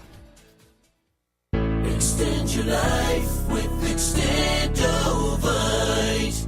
Extendovite is a 7-herb heart protection cocktail designed to support cardiovascular health, blood pressure, and cholesterol levels. February is Heart Month, and we at Heart Drop 2000 are having our Heart Month sale with prices from 6 years ago. Starting now until February 28th, you can purchase a 4-month supply of either capsules or liquid for only $125, including shipping and handling, to help you help yourself. So call now to take advantage of this one-time offer. To order, call 1-877-928-8822. That's 1-877-928-8822. Or visit our website at heartdrop.com. Extend your life with Extendovite. This is Leslie Kane, and I'm with the Coalition for Freedom of Information, and you are listening to the Paracast. Just parenthetically, Richard Smoley, author of Supernatural. Isn't that what they say about us now, that we're kind of losing our way, so much focus on technology that we don't focus so much on our spirituality? And maybe Atlantis, if that's what their failure was, if there was an Atlantis, that should be a teaching lesson to us? I think it should be a lesson to us whether or not it ever happened to Atlantis. I mean, I think there's a serious danger of that. This kind of, hypnotic fascination with technology, just kind of, at the very least, it's, this kind of huge distraction. I mean, people just, you just go around and everybody's just staring into their smartphones these days. God, Richard, I'm even texting now. I mean, yeah. I swore I would never have my nose buried into my phone. And I'm telling you, I'm doing 20, 30 texts a day, and I'm not happy about it. Well, it's useful. It can be useful. It's just that people start to do it, almost kind of by because they don't know what else to do. Or, like the teenage girl who's always on the cell phone, just to make it seem as if she's popular, that kind of thing.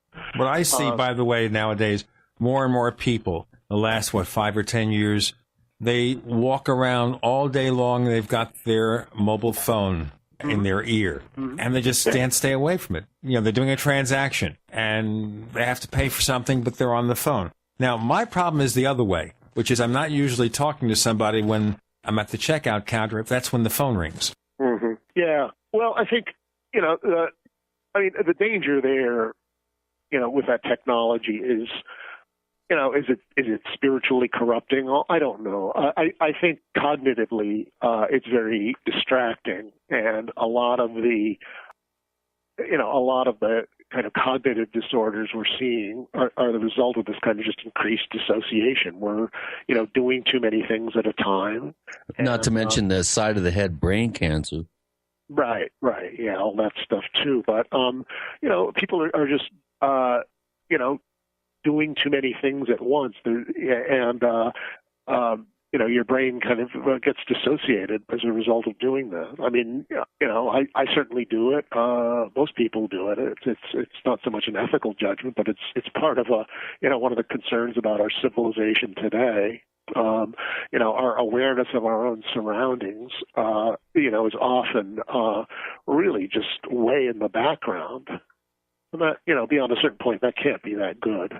Well, do you see this progressing forward in kind of an obvious way towards some sort of, I don't know, twisted transhumanism where humans become further and further disassociated from their humanity and become more robotic and sort of bought into the digital age? Or what do you think?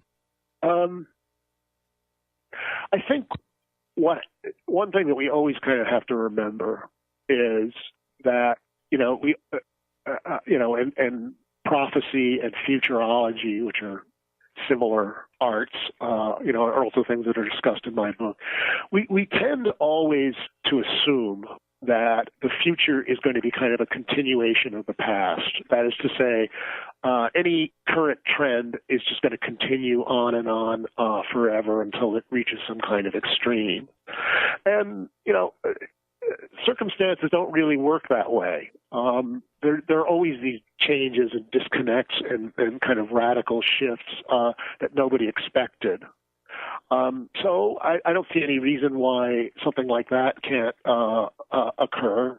It goes without saying that if it's unexpected, that I among everybody else, not expecting it, but that doesn't mean it's not going to happen. We may suddenly someday everyone may just sort of say, this stuff is boring. Let's do something else with our time. Right. Start a commune in southern Colorado. Right. One of the chapters that I was really quite fascinated by is chapter 3 in your book, Supernatural. Does prophecy work? Now we're looking forward here in time, and obviously throughout human history, there have been sages and prophets and people that have projected ahead. Nostradamus, you have a chapter on Nostradamus. Mm-hmm. Where do you come down on prophecy for our listeners? I was fascinated by this particular chapter, and I'd love for you to elucidate some of your thinking about that. Well, as far as prophecy is concerned in general, I guess I tend to be fairly skeptical. Just because the record of prophecy just hasn't been that good. Going back to the apocalyptic, mentality that I was talking about at the beginning of the interview, Christianity, for example, really got its start because the first generation of Christians thought the end of the world was literally at hand. This just didn't happen. And Christianity ever since has been kind of like trying to figure out what to do as a result of that failure, usually by predicting that the end of the world is at hand now. Reconciliation is not an option. Right. Now, prophecy is interesting in a lot of ways.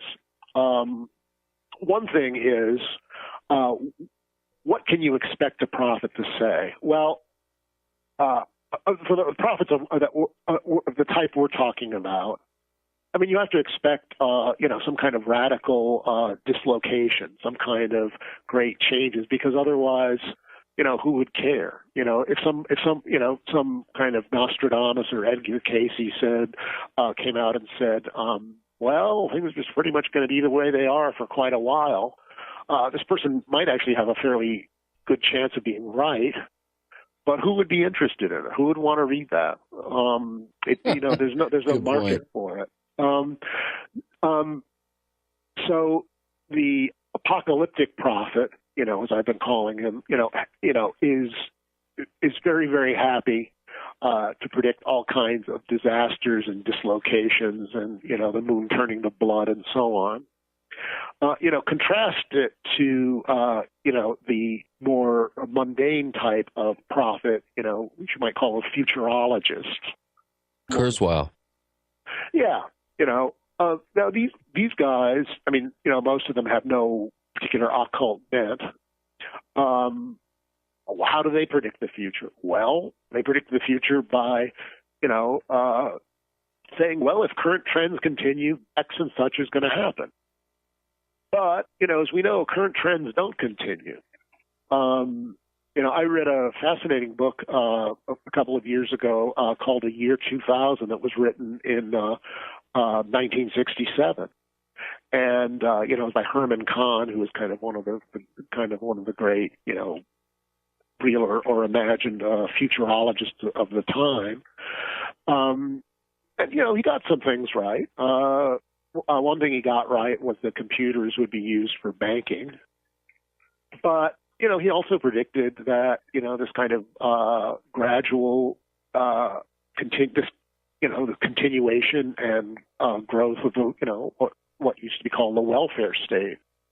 And, no, actually the welfare state is, whether you approve of it or not, the welfare state in not only in the U.S., but in most of the world is actually retrenched quite a bit.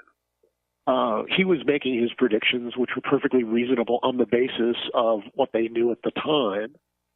By the way, there is nothing in that book, absolutely zero, about religion. And in those days, it was kind of generally assumed that religion was kind of this quaint survival from the past, and that in this age when we would be all living being in Mylar suits and flying around in spaceships like George Jetson, there would be no interest in religion. Science has become kind of a replacement for outmoded religious structures and control system. And by the way, now also technology. We believe our iPhones, we believe our iPads, and we believe our Macs, and maybe we believe our Samsung Galaxies or whatever. We have Richard Smoley joining Gene and Chris here in the Paracast.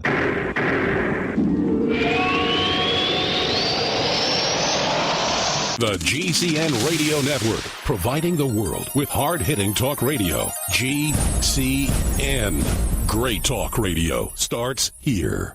Whether it's personal mail, whether it's business email, you want reliable, dependable delivery, freedom from spam, freedom from viruses. Well, Polaris Mail offers professional email hosting services for your personal or small business use. Each account uses 25 gigabytes of storage, an easy-to-use webmail interface, and full mobile sync. Sign up today for a 30-day free trial at polarismail.com, polarismail.com. So here's what happened. I was placing an order online. The site went down. It just stopped responding. It took hours before it returned, but I'd already placed the order with another company. If your site goes down, you could lose business. And if you have a business or personal site, you'll want to know it's easy to run and it will stay online. At iWeb, your site is hosted on one of the most reliable networks in the world. Check it out. iWeb.com. That's iWeb.com.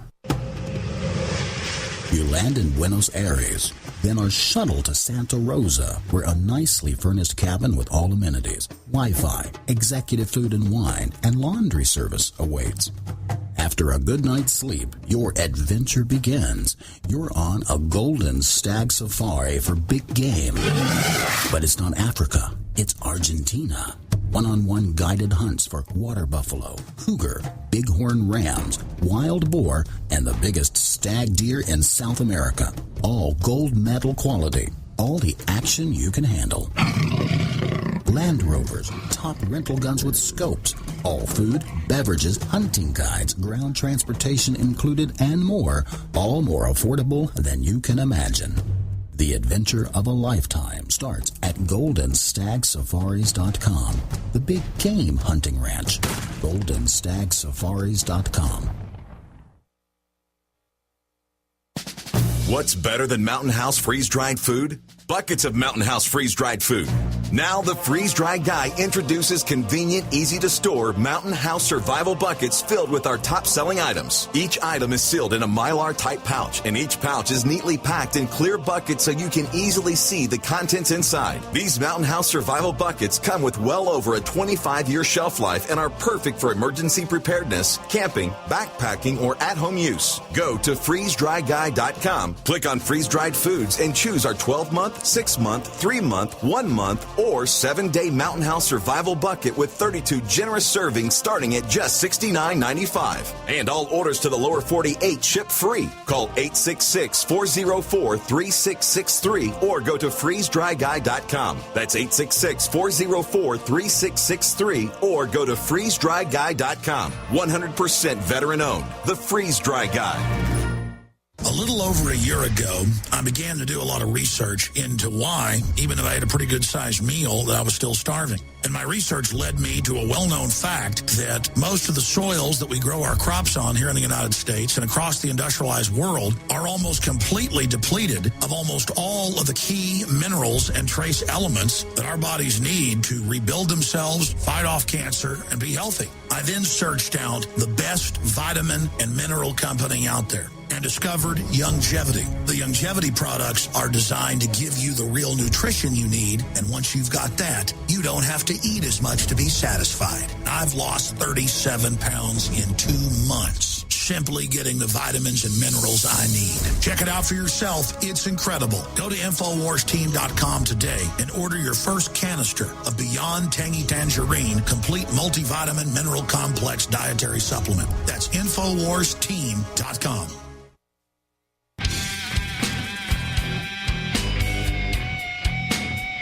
This is Kurt Sutton, the author of UFO Mysteries, and you're listening to the Paracast. With Gene and Chris, the book under discussion is Supernatural, Ratings on an Unknown History. We're trying to make sense of it all with Richard Smoley. Chris? Yeah, we have, as is our custom, we have a number of questions from our participants at forum.theparacast.com. The first question, Richard, comes from Conrad Hartman, who has been posting for almost a year at the forum. This is an interesting one. I'd like to get your take on it. He asks, mortification of the flesh has occurred in various religions around the world. A number of Catholic saints, as well as other figures, including Pope John Paul II, that's news to me, practice self-flagellation among other acts. To what extent do these acts serve an ecstatic function? That is, in addition to serving as a gesture of humility, do these activities not also serve to drive the participants into trance states and ecstatic visionary experiences? Good question. Yeah, I think there's something going on with that. I mean, just to view it in kind of very prosaic terms, it looks like, and I have no experience with this myself. A certain mild types of flagellation can probably, stimulate the, the natural opiates in the brain, whatever they're called. I've forgotten what the name. Well, dopamine and there's others. I mean, to me, let's lick the frog. I mean, that's way easier, but continue. Yeah. So, yeah, I think part of it is to generate ecstasy. I mean, look, I mean, there's another fact is that, particularly in Catholicism, particularly in the last 400 years, there's I'll admit, if you just look at the art, just look at it without, any kind of preconception, without knowing what it is, there's this incredible sadomasochistic element in it. I don't think that was there way back when. The medieval people didn't generally portray Christ in, with kind of bleeding all over the place. And the Russian Orthodox, have very, very strict, the Greek Orthodox, Eastern Orthodox, I suppose I should say, very, very strict rules about how sacred art is to be made. Always forbade that kind of art on the grounds that it would kind of lead to base passions. So, I mean, you really have to ask yourself, what kind of sadomasochistic impulse is there in here? I don't know. I mean, I guess the classic, case for me is remember, you've certainly seen the movie Carrie. Right, of course. Yeah, the famous Sissy Spacek became a star. Right. And, for me, the creepiest thing in the whole movie was, was when they dumped a bucket of blood on her. No, it wasn't. It was the mother and the weird Jesus crucifix she had in this closet in the house. She would walk Carrie into. That was much more. Yeah, that was really creepy. Well, how about Los Hermanos de Penitentes, the penitent brothers of the Penitentes, who to this day in southern Colorado and northern New Mexico practice very almost Islamic sounding rituals of being naked and and marching over cactus beds and flagellating themselves with cat o' nine tails, and in some possible stories, actually crucify one of the most worthy brothers on Good Friday. I mean, we do still have, in the modern 21st century, we do still have sects of Christians that actually practice these very self-abusive rituals. And as we all know from Dan Brown's Da Vinci Code, the Opus Dei is sometimes lumped in with that. Not necessarily accurately, but yeah, that's kind of controversial. But self-flagellation, as you pointed out, if Pope has done it, it's always been a part of Catholic practice. I mean, I think a number of things are going on. One is, you do have to ask yourself, what is the sadomasochism that's going on here? And, that's almost like a question for like a clinical psychologist. Maybe the head of the House in Congress. Right. There's another thing that, I think you can say, which is we all know that, when you get right down to it, there are times when you have to put a lid on your bodily impulses, whether it involves, sleeping with your best friend's wife or waiting till you get off the highway to go to the bathroom, that kind of thing. That's just part of what it is to be human. Now, it's very, very easy to take a step and jump to the conclusion, as a number of religions have done, that the flesh is innately evil and therefore ought to be punished. And I think that's what's going on with some of those, penitent, sects and that kind of thing. Or any teenage boy and his girlfriend, Rosie Palm. Yeah, right. I hadn't heard that one before. But, there's definitely a lot going on there. To follow up on the question a little bit more, there is Wicca, which is, as you know, sometimes said to be survival of the old pagan religion, sometimes said to be a modern invention. One of the most influential figures in Wicca was an Englishman named Gerald Gardner, who was apparently into flagellation and made it part of the Wiccan rituals. And whether this was really part of the Wiccan rituals as practiced way back when, or whether he had kind of gotten a taste for this in British public school, is a question that's occasionally still debated. Well, I just should point out in passing that during the course of a time that my first wife and I edited a UFO paranormal magazine for a number of years, we came into contact with Wiccans over those years, and they never seemed to be the type of people who would do that sort of thing. Yeah, I don't think, there are about as many different types of Wiccans as there are Christians or anything else. So, it's certainly not. It would be true of what are called Gardnerian Wiccans, because Gerald Gardner was the guy I was talking about. But I certainly wouldn't, say that every Wiccan does that, or even that most. Yeah, Wiccans obviously. Richard, that leads me to another question from Conrad Hartman, one of our posters at forum.theparacast.com. To what extent do you feel that modern paganism is historically linked to pre-Christian practices? And do you feel that modern practices accurately follow these historical precedents? Well, that's a really interesting question. I suppose I should really only plug one book at a time, but one of my previous books is called Hidden Wisdom, A Guide to the Western Inner Traditions, which has a whole chapter on that. And I'm not going to be able to go into the whole detail of it here. It is a very good and very intricate question. I think there's evidence that the old religion survived in kind of family traditions and kind of out-of-the-way pockets. To what extent this reflects any kind of real practice of, what pagans were doing, in 500 AD, is considerably more open to question because there just isn't a lot of data about it. Yeah, it's impossible to really demonstrate any sort of connection. But here's my own sort of follow-up on that. Mm-hmm. You mentioned Aleister Crowley. Of course, to people that don't know who he is, it's Crowley if you think of him foully, Crowley if you think he's possibly holy. That's kind of my axiom. But you mentioned I never heard that one either. Yeah. Well, that was Crowley's own sort of disclaimer.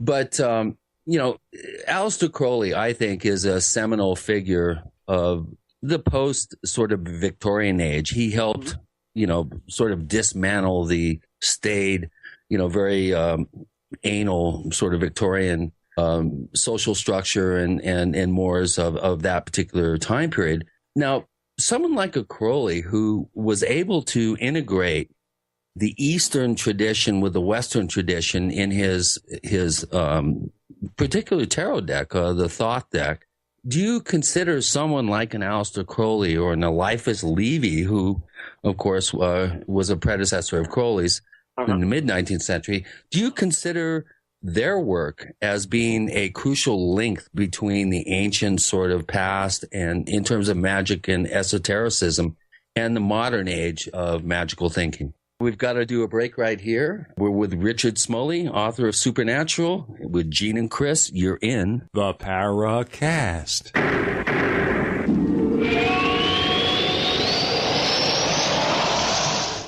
America's #1 source for independent talk radio for over a decade.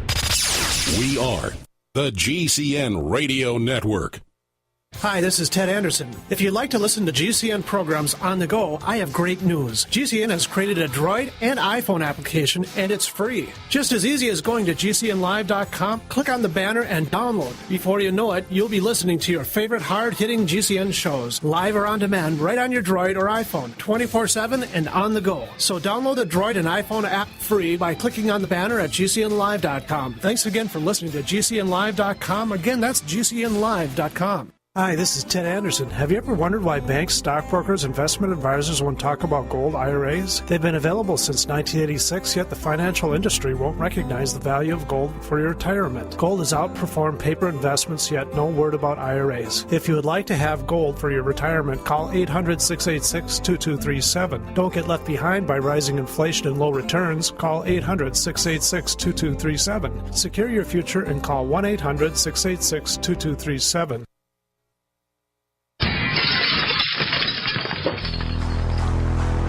In the U.S., 1 in every 50 homes will have a break-in this year. Burglars call it smash and grab. Police call it robbery. We call it avoidable. We are Fake TV, a simple electronic device that can fool even professional burglars. Fake TV easily plugs into any outlet and simulates the changing colors of a television. To a burglar, it looks like someone must be home watching TV, so they'll likely move on to an easier target. At only $34.95, Fake TV costs less than a month of most alarm monitoring plans. And it's perfect if you're traveling or away from home. Order your Fake TV by calling 877-5-FAKE-TV or go to faketv.com. That's 877-532-5388 or faketv.com. Fake TV, the burglar deterrent.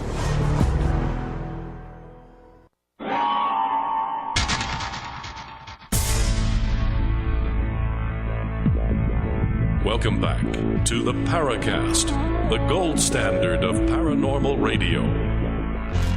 And now, here's Gene Steinberg.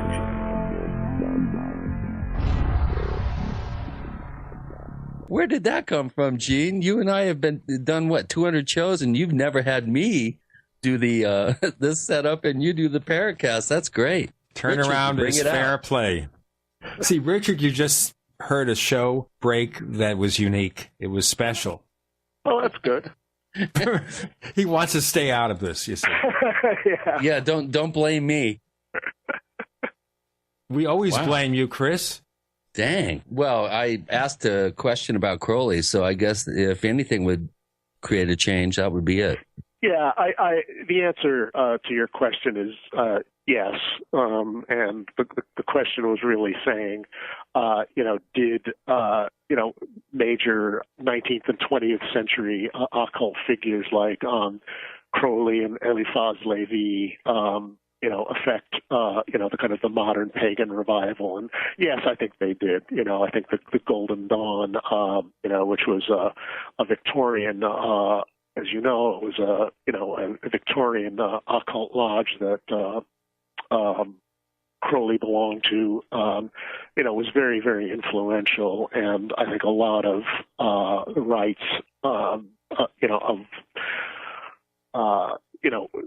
the revived pagan religion comes from that. Now, that doesn't mean, that I believe that the whole thing is just a total modern fabrication. I suspect that, let's say that there were people who were interested in, this kind of magical stuff way back when. Well, they're probably not all. Richard, hold on. What do you mean way back when? The Golden Dawn system of magic, its offshoots in Rosicrucianism, Freemasonry. You could go down the line of offshoots from that particular system of magic. They all claim to have some sort of connection with Egyptian high magic. Do you feel that claim is accurate? Do you think that there is a thread or a connection that goes back to dynastic Egypt, or do you think they're just kind of playing around with that particular connection and making themselves more important than they really are?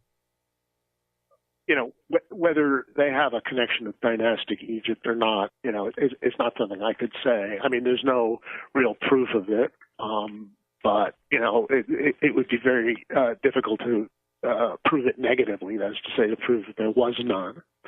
But to kind of go back to what I was saying, assuming that these people, all along have been interested in this kind of thing, they probably read and studied, the magical books and texts that were around. And there were, there was a magical school in London, started by a man named Francis Barrett in, around 1800. His book, The Magus, is very influential and still available. So I think the people who are into these old traditions, probably, kept some very key elements of their traditions, and incorporated some that came around. I don't know. It's probably not a terribly smart thing to plug someone else's book. Or you're plugging your own, but go ahead. There's a book.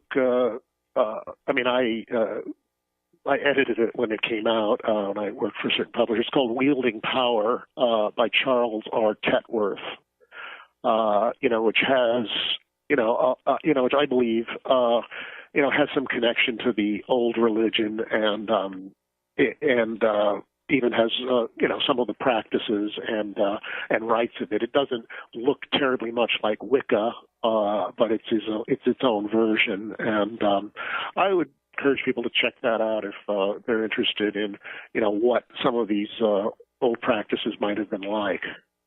How about the alchemists? John Dee, Saint Germain supposedly had incredible abilities, whether as a magician or a conjurer. I personally have seen the big silver platter, that's on display in Versailles, that is half transmuted from silver into gold.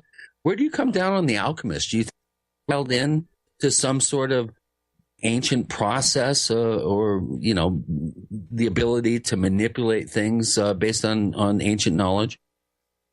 Well, one thing you have to consider is that, as a matter of fact, people have been producing, pretty amazing artifacts for like a long, long time. Like certain techniques of the stained glass windows of the medieval cathedrals are a famous example.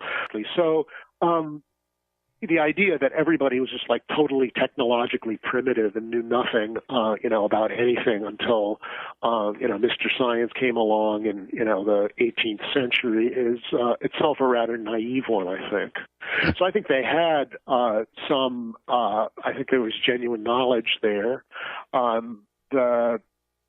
they certainly emphasized, or at least the best of them emphasized, that, this kind of work of transmutation could not be done.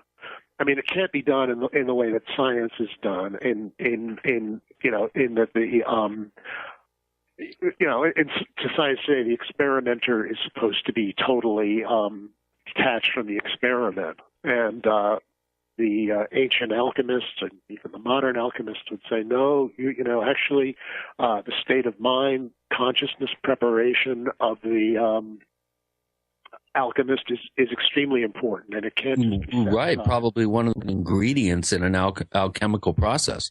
Right, and that's maybe take us on to off the subject, but it's another thing that has to be seriously considered when you're talking about scientific investigations of the paranormal. Because it's not quite so easy to evaluate in a lab sense than as the typical physics experiment. The state of consciousness of the researchers and the participants are extremely important.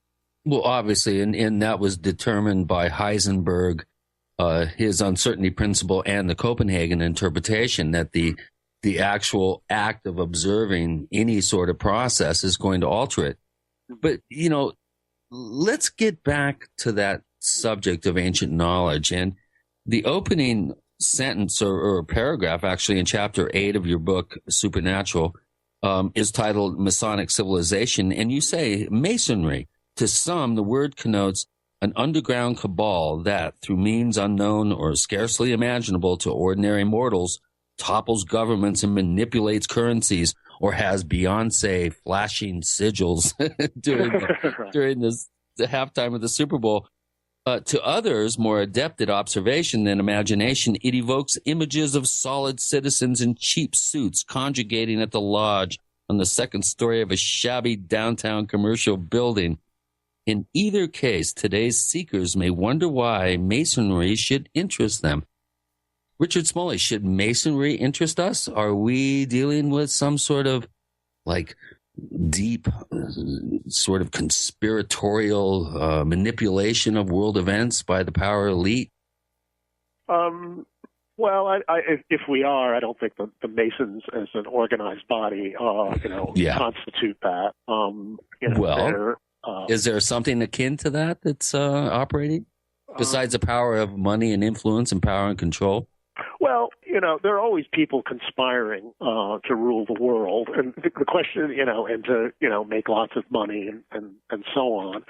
The question is whether they're all in cahoots, and in the end, it's a little hard to see all of these very, very disparate interests being masterminded by some secret society hidden away somewhere. That's exactly what Lawrence Rockefeller told me when I asked him this question. No, seriously.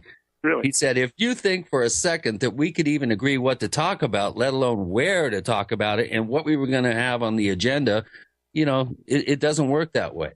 Yeah. Of course, I didn't believe him, but continue. We cannot continue unless we share this time with our benefactors. Richard Smoley joining us. He's author of Supernatural. With Gene and Chris says at this time you're in the Paracast.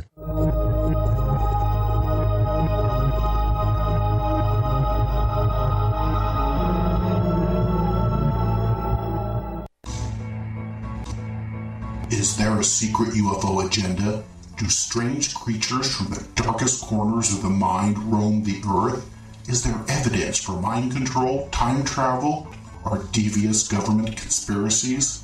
Find out the inside scoop on the latest conspiracies, paranormal activity, and Fortean phenomena when you subscribe to Tim Beckley's Conspiracy Journal. It's jam-packed with stories, special book and DVD promotions, and the best news, it's absolutely free, sent right to your mailbox. Plus, a bonus free email newsletter sent out every Friday. Simply send an email with your name and address to Mr. UFO at webtv.net. That's Mr. UFO at webtv.net. Find out what they don't want you to know.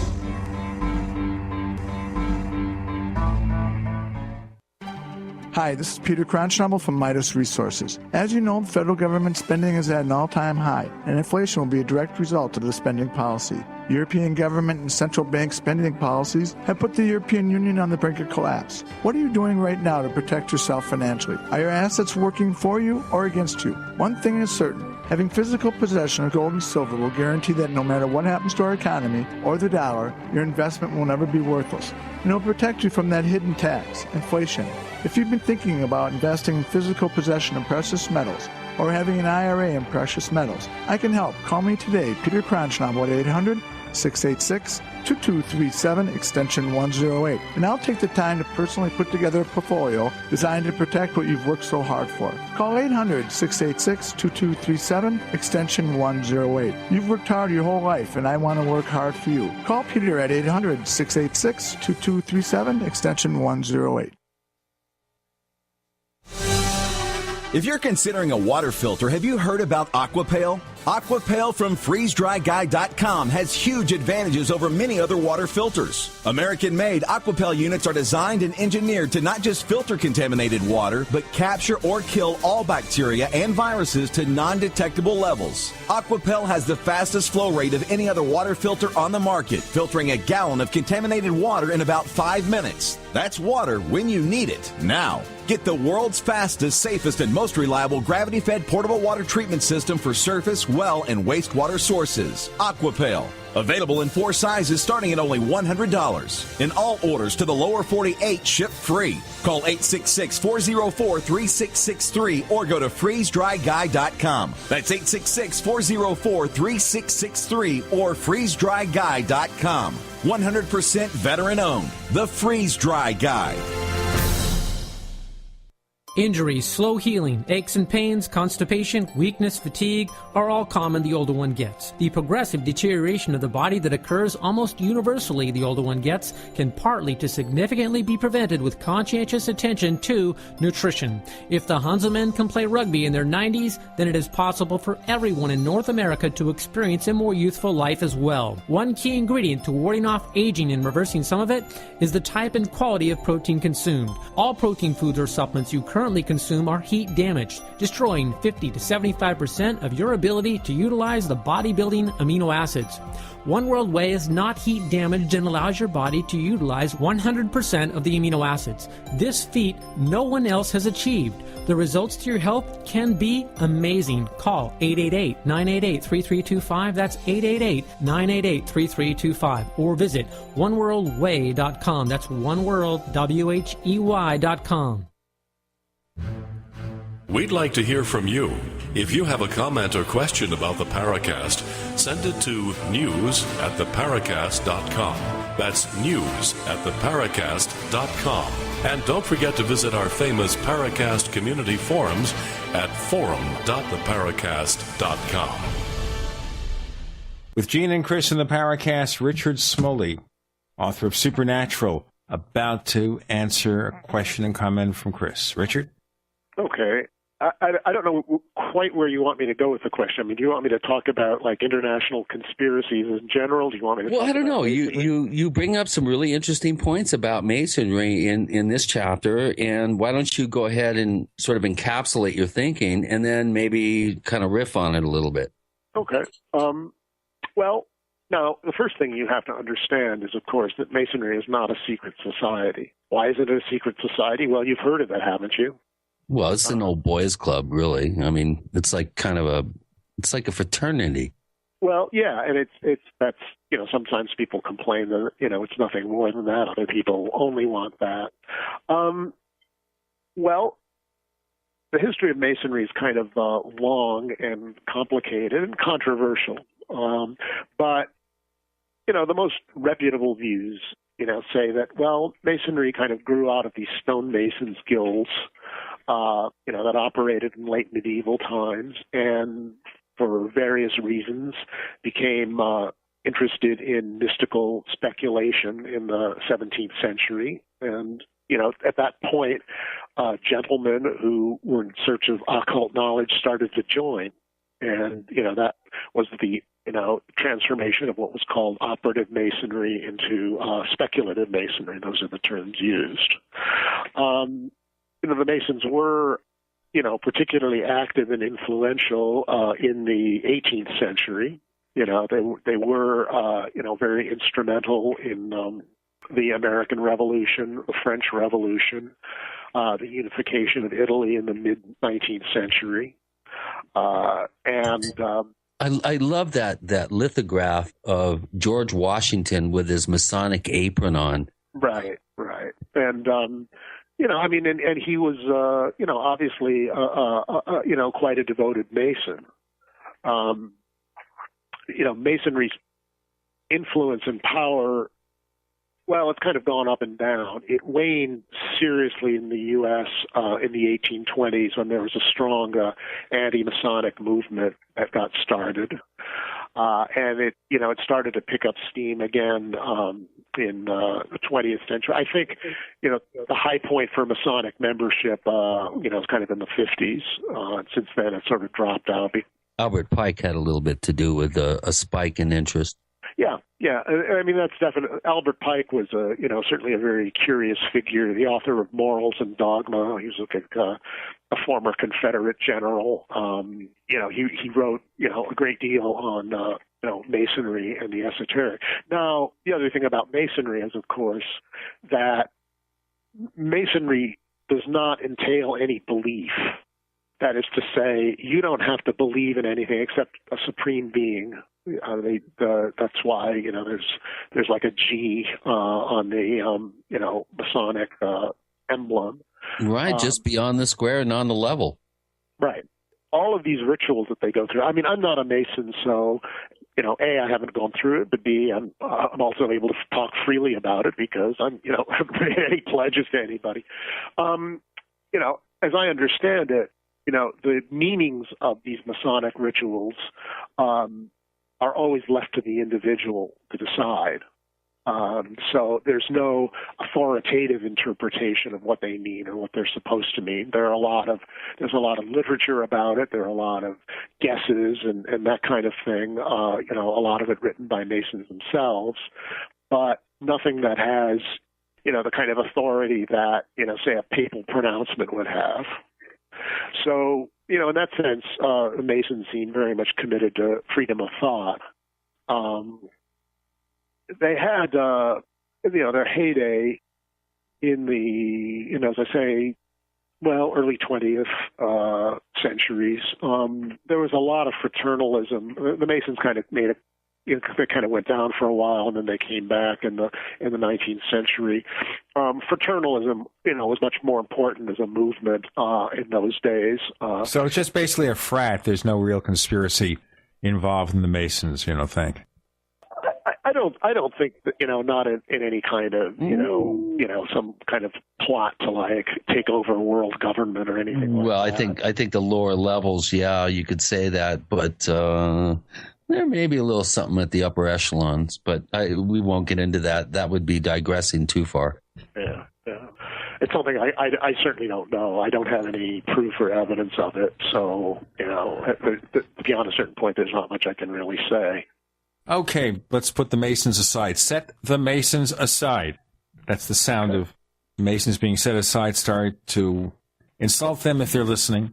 Yeah. There's one thing I hear that obviously raises its head anytime you talk about paranormal and ancient civilizations and all this stuff. The presence of ancient astronauts in ancient times and UFOs in modern times. What's your take on it? Well, you mentioned C.G. Jung earlier and his book on flying saucers, which was published, I think, in 1957. And basically, we're still with his verdict. People are seeing, we are seeing something, but one doesn't know what it is. A modern myth of things seen in the sky. Yeah. I think we're at a point where, as people often say with UFOs, 95% of the cases, can be explained away as weather balloons or whatever you like. But of course, that still leaves the 5% of very, very mystifying cases. I remember reading fairly recently, articles written by the heads of the Belgian and Brazilian air forces, which basically said, our people are seeing things. We wish the United States would share what they know about it, but they're not telling us anything at all. Now, when you're talking about the head of an air force of a major nation, you're getting to the point of beyond, crackpot theories. Well, the other thing to bear in mind, too, is when they start worrying about what the U.S. knows and why that information isn't being shared, it has an implication, which is that there is information to be shared of some significance. Well, that's it, yeah. That's precisely, the question that, can't be answered. It seems fairly clear that at a fairly early point in the whole UFO phenomenon, the U.S. government, made a point to downplay and discredit any belief in UFOs. As far as I know, it still does. But, we're now at a point where, a lot of people have seen something or another. None of the explanations are really all that great, when you get right down to it. The idea that, there's really some kind of, where would these extraterrestrials come from? Well, the other thing here, which puts the cart before the horse here, is are they extraterrestrials to begin with before we even speculate as to where they might come from? We have Richard Smoley joining us, author of Supernatural. You're with Gene, you're with Chris, you're in the Paracast.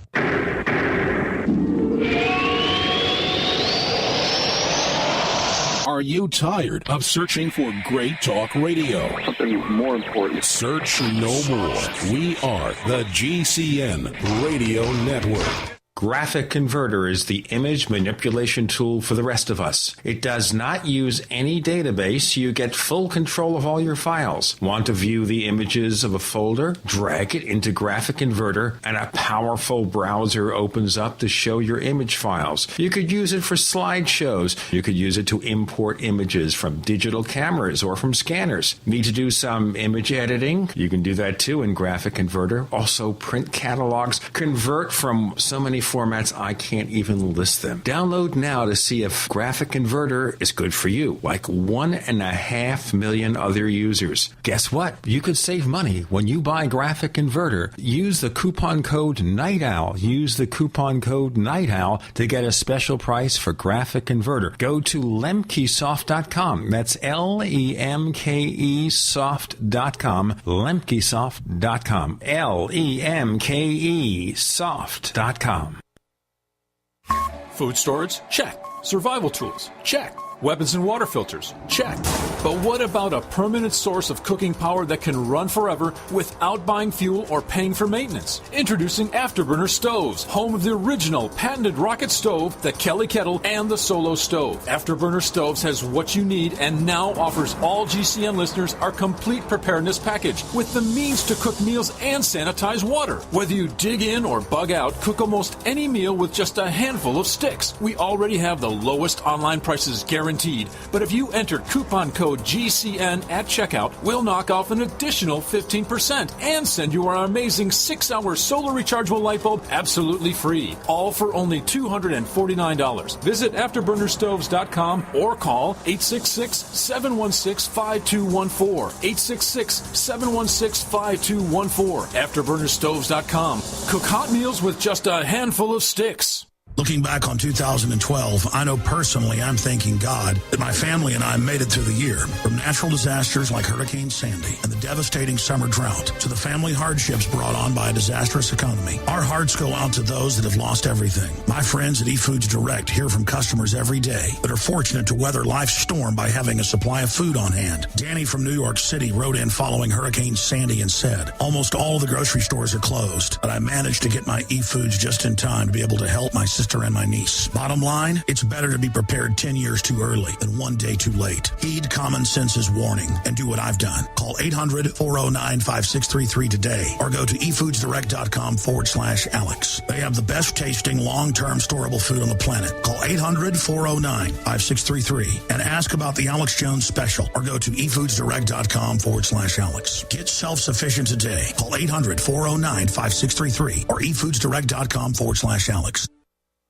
Hello? Congratulations. For what? For losing all that weight. How'd you do it so fast? ASAP. ASAP what? What's that mean? Are you ready to get as skinny as possible, as soon as possible, as simple as possible, and as sexy as possible? I'm listening. Then get with the ASAP program. It's real and it works. No smooth talk, no slick advertising, and no exaggerated claims of success. I've got to know more. Welcome to ASAP, as slim as possible. Whether you have 10, 20, or 50 pounds to lose, ASAP is your weight loss answer. ASAP targets the abnormal fat reserves and makes them available to be burned as fuel and contains no caffeine or hormones. Order ASAP at wholesale prices or join the team to share the business with others. Visit GCNteam.com or call 877-878-4203. GCNteam.com or call 877-878-4203. Lose weight and look great with ASAP, as slim as possible. Hi, this is Nick Pope. You're listening to the Paracast. With Gene and Chris, you're in the Paracast with Richard Smoley. And the question here that was raised, where would these extraterrestrials come from? And I mentioned to Richard, and you could respond to what I said, why even assume if they are real that they are necessarily extraterrestrial? Well, you're right about that. The explanations that kind of posit that they come from, someplace on our planet don't seem terribly convincing either.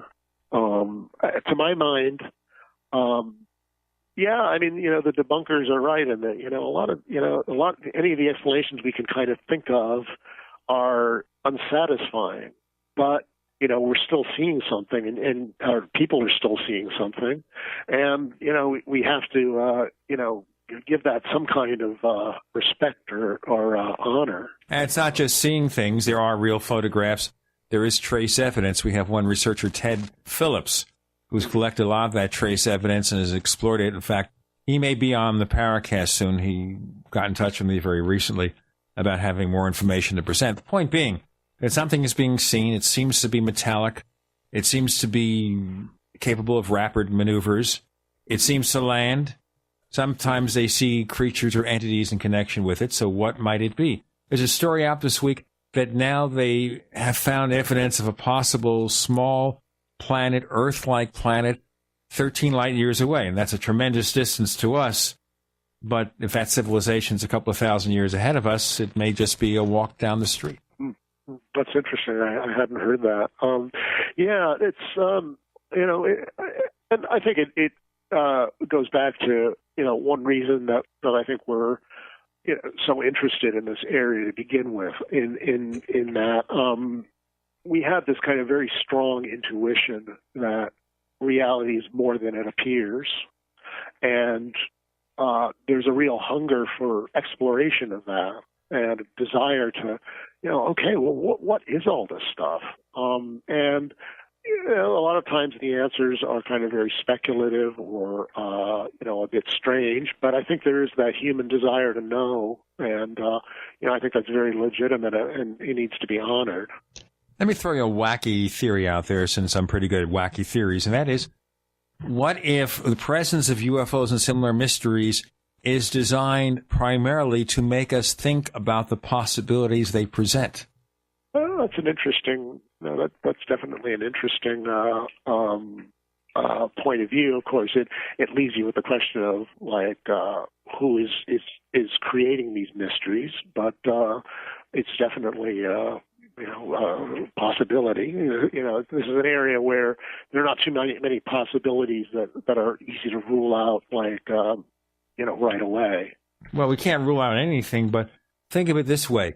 If there's a collective unconscious that can create UFOs that seem to be, as much as we can detect, real, maybe that collective unconscious is controlling our destiny as we move towards the future. Well, maybe time doesn't exist in that other world. Maybe we're trying to pull ourselves off planet. Maybe there's some sort of collective imperative going on. Yeah, it's the possibilities are endless. But I think, is there? I think we have to at least kind of give ourselves permission to, think about these things and to do so in a way that's kind of neither, mindlessly skeptical nor mindlessly believing. And I think, there are certainly a lot of mindless believers, but there are also a lot of mindless skeptics out there. And oh boy, I think, really. I think a mature, kind of sober view of that, assuming that this is what you want, of this whole situation is somewhere in between. Well, I think one of the things we are always hoping for, which never seems to happen in the UFO field, is we go back to the beginning, because they've been doing this for 50, 60 years now. Oh, there's spaceships or whatever. It is, okay, let's start from scratch. Let's look at this case with a fresh viewpoint and say, okay, we have this phenomenon of 5 or 10% of the sightings we can identify. Let's take a look at what we know about those and start again to look for solutions. But right now, as soon as we got wind of something that seems to fly faster than we can fly, it had to be ET, and that's the end of it. And, the one kind of hypothesis that's often advanced is that, well, at the very least, the government is not going to be too thrilled about the revelation that it's not capable of defending its own airspace. Like control issues. Yeah, I think that's you have to. Yeah, if there are such things that are really flying around that we can't do anything about, the Air Force is probably not too thrilled to have to admit it. Well, of course they won't. That also, it's a question of how will the population react.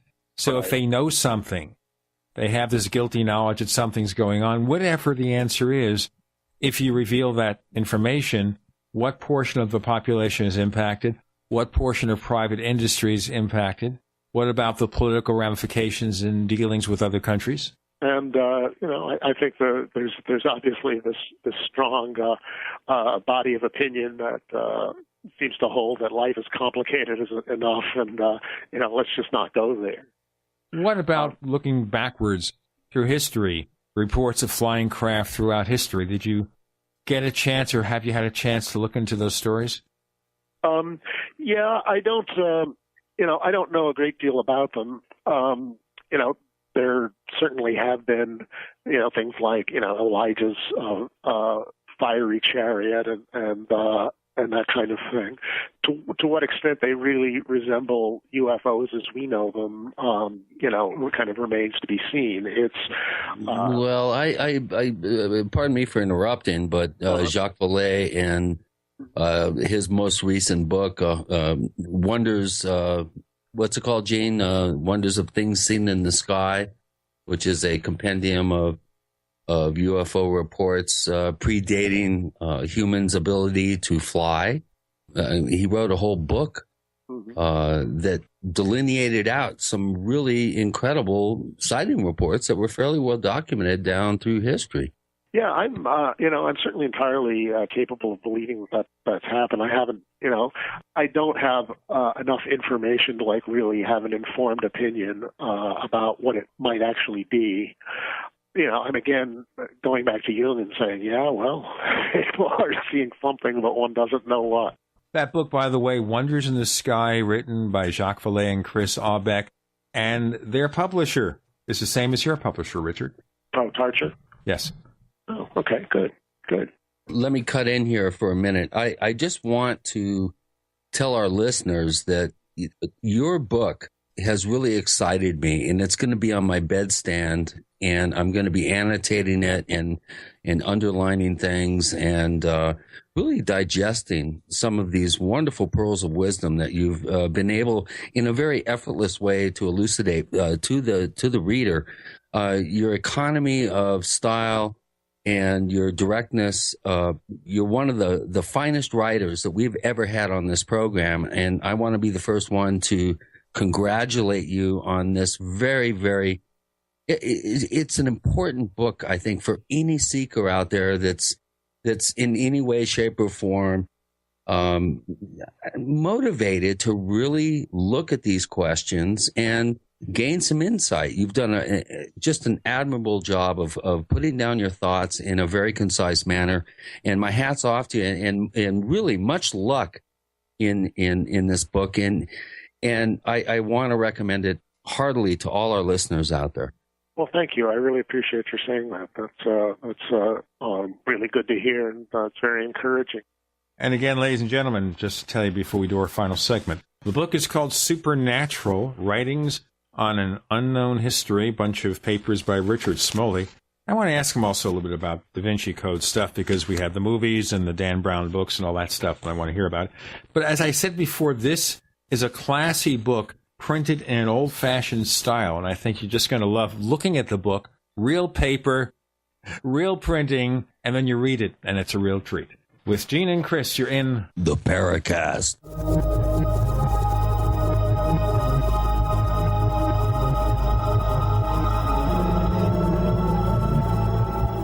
The GCN Radio Network, providing the world with hard-hitting talk radio. GCN. Great talk radio starts here. If you want to get your website online and you need reliable service, first-class service at the lowest possible price, there's only one place to go. Well, DreamHost has a special promotion with our show where they'll offer you unlimited disk space, unlimited bandwidth, one-click web apps such as WordPress, 24/7 support. You can save over $55. You want to know how? Go to dreamhost.com/radio, dreamhost.com/radio.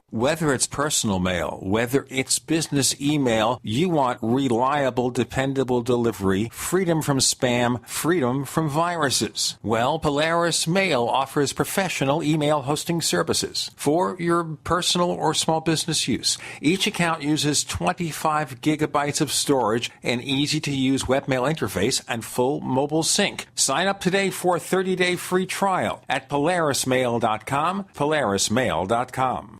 Preparedness is simple when you have the right stuff. And with the looming threat of economic collapse and possible service interruption, it's time to get the best-in-class preparedness stuff at disasterstuff.com. Disasterstuff.com has been serving smart preppers for over 15 years with quality products like Berkey water filters. Disasterstuff.com is the official Berkey in-stock shipping center. And as always, free shipping on all Berkey products. Stock up on water barrels and accessories. Get Country Living or Wonder Mill grain mills, Excalibur food dehydrators, Tatler reusable canning lids, Sun oven solar cookers, EMP bags to protect sensitive electronics. And don't be without your Life Straw personal water filter, all from disasterstuff.com.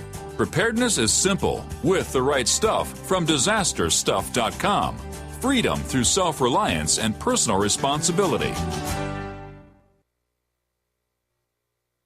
We all know that Berkey water purification systems are the most trusted name in water filtration. As an authorized Berkey dealer for over 6 years and serving thousands of satisfied customers, the Berkey Guy offers amazing specials for Berkey water filtration systems. The Berkey Light systems include a set of self-sterilizing and recleanable black purification elements that purify water by removing chlorine, pathogenic bacteria, cysts, and parasites to non-detectable levels and remove harmful chemicals such as herbicides and pesticides. Order the Berkey Light system today, complete with 2 black Berkey elements for only $231, and the Berkey Guy will ship your order free of charge. With the purchase of a Berkey Light, the Berkey Guy is also offering a set of fluoride and arsenic filters for only $39.99. That's over 30% off the retail price. Call the Berkey Guy at 1-877-886-3653. That's 1-877-886-3653. Or order online at goberkey.com. That's goberkey.com today.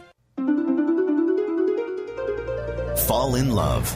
With food storage savings this February at BePrepared.com. Going on now, BePrepared.com saves you over $300 with a premium 1,600 one-year supply, including 126 cans of freeze-dried and dehydrated food. Or get the new gourmet 14-day food supply with a full 2,000 calories per day with pre-planned menu. Stroganoff and noodles are 20% off with purchase of 6 or more. Mountain House pork chops are back in stock at 34% off.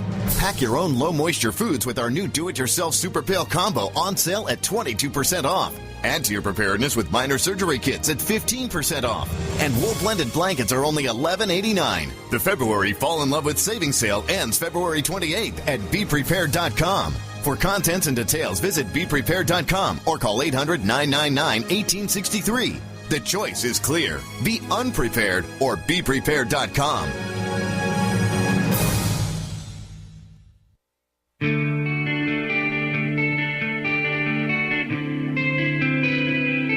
This is Jerome Clark, author of the UFO Encyclopedia and other books. You're listening to the Paracast.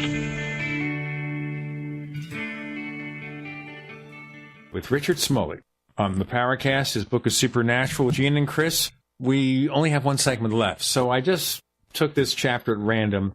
You have a chapter here where you cover the secrets of the Da Vinci Code, and of course we think of the movie and the best-selling novel. So in the practical world, what secrets should we be interested in? You mean in the Da Vinci Code or just in general? In general, about the Da Vinci Code. Well, I think, I think there's been a lot of debunking done, of a lot of things Dan Brown says, and, I think rightly so, although, in his defense, I mean, he is writing a book of fiction, so he's, really entitled to, made up everything in it. He does say based on... Well, he didn't make up everything. He, Holy Blood, Holy Grail, the authors of that book actually sued him for plagiarism, but continue. Well, yeah, but my impression was that suit was a little bit of a publicity stunt in and of itself. But I don't know that for being. You think it sells more books if you're being sued?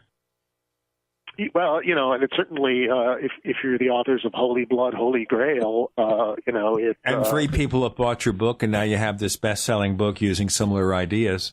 Yeah, I think Holy Blood, Holy Grail actually sold quite well. Well, there are a lot of things to say about the Da Vinci Code. One of the ones that's most interesting is its claim toward the end of the book that we're witnessing some kind of resurgence of the divine feminine. And that's, a major point he makes in it, with Mary Magdalene and, all sorts of other things that, would, want to ruin the plot for the 1 or 2 people who left who haven't actually read it. But this kind of resurgence of the divine feminine is kind of interesting. I find it interesting because, yeah, there's, in a way, I suppose you could say there's a resurgence of the divine feminine. I mean, there's, churches are trying to avoid, what's considered to be sexist language and that sort of thing. But, any values that, would typically be considered feminine are really not on the upsurge in our society. What we're seeing is kind of this, this constant increasing drive for the power motive and the profit motive, and all these values that were traditionally seen as feminine is like, where are they? Where is this resurgence of the divine feminine now? And I think that's one thing that makes the book interesting, because it points to an incredible longing for a lot of these things. I think, it's quite debatable whether, we're actually seeing anything like this resurgence that he's talking about. But I think there's an enormous thirst for it. And I think that was one of the most interesting things about the book for me. Yeah, the whole subject of the Black Madonna, I think... that's worthy almost of an entire Paracast show. Yeah. And, as you know, the figure of Mary in Christianity Catholicism particularly, has just continued to grow in importance. From the first century AD, nobody, paid any particular special attention to Mary, but as the years went on and the centuries went on, she became more and more important a figure, and she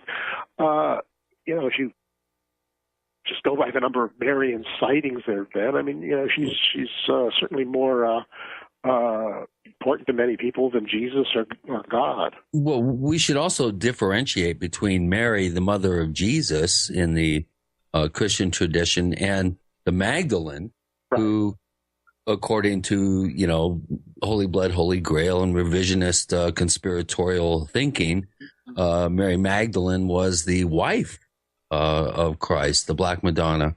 But that gets into a whole other matriarchal sort of subject that I don't think we have time to cover. Yeah. Yeah, I mean, on the face of it, there's no particular reason to believe that Jesus wasn't married. It was certainly kind of the standard practice for Jewish men in his era. The chief reason that scholars don't believe Jesus was married is that, when, like in the epistles and whatnot, they're debating about married, and that's sort of being married, no one's saying, well, Jesus was married, which is an argument, had it been true, they would have, been willing to make. I don't know how much you want to hang on that particular point, but that is a case that's made sometimes. Mary Magdalene is, like Jesus herself, like Mary, is in many ways, Mary, the mother of Christ, is a Rorschach blot. There's a great deal that is not known about her, and the way her attitudes toward her have changed, over the centuries. Probably don't tell us too much about Mary Magdalene or who she really was, because I'm not sure anyone is going to find that out anytime soon. But it's certainly interesting in saying like what people's cultural aspirations are and what how they see women and how they think women are supposed to be seen. When Mary Magdalene has sort of gone from this repentant whore to Jesus's wife to this advanced mystical adept. What does it say? It says a great deal about the role of women in our culture and how they want to be seen. Does it say anything about who Mary Magdalene was really way back when? Not really, because there just isn't too much evidence about it one way or the other. I'll let you take it from there, Gene. You just want to get me in trouble, my friend, that's all. This, I have no opinion. I'm Jewish, so I have no opinion about that. But the thing is here, why do we have such trouble figuring out what happened then? I mean, we debate what happened. I guess we debate what happened last week on the 24/7 cable news shows. So how can we be sure what happened 1,500 or 2,000 years ago? How do we get it right? It's impossible. Yeah, that's I think that's very true, and given that we're going to kind of paint our own picture of this kind of mythic event in Western history, it tells at the very least it's going to tell us something about ourselves. It may not tell us a great deal about who these people really were or what they were about. Scholars themselves, people who've really, even conventional academic scholars, come up with, very, very different pictures of what was going on back then. And, they say a lot more about their preconceptions and prejudices than they do about the evidence, which is pretty scant. So I think, at the very least, that kind of, serves as a call for at least some kind of humility about what we may conclude about these things. Of course, so much has been hung on, the historicity of the gospel account and whether Jesus was really resurrected and so on, that for a lot of people, this is a vital matter of faith that they can't really feel they can afford not to take a position on, as little as they know about it, as little as anybody knows about it. Right. And in the modern age, you're looking at, having to suspend disbelief in abductions, cryptozoological creatures like the Loch Ness Monster, UFOs, Barack Obama. I mean, it doesn't matter where where you look in the modern age, you have to have a sense of belief that everything is going the way it should. And we all have to trust that we're moving in a positive direction when, in fact, the facts kind of show that maybe things are a little bit more in upheaval than maybe we would like to think. Richard Smoley, where can we find more of the stuff you do? Well, my books are available on Amazon and similar sources and bookstores, many places. My website, richardsmoley.com, has a list of them, so you can look there and explore various other works of mine. That would be one place to go. Okay. And we can find Chris O'Brien at OurStrangePlanet.com. That's OurStrangePlanet.com. You find us at theparacast.com. Theparacast.com. Richard Smoley, thanks for joining us on the Paracast. Thank you. It's been my pleasure.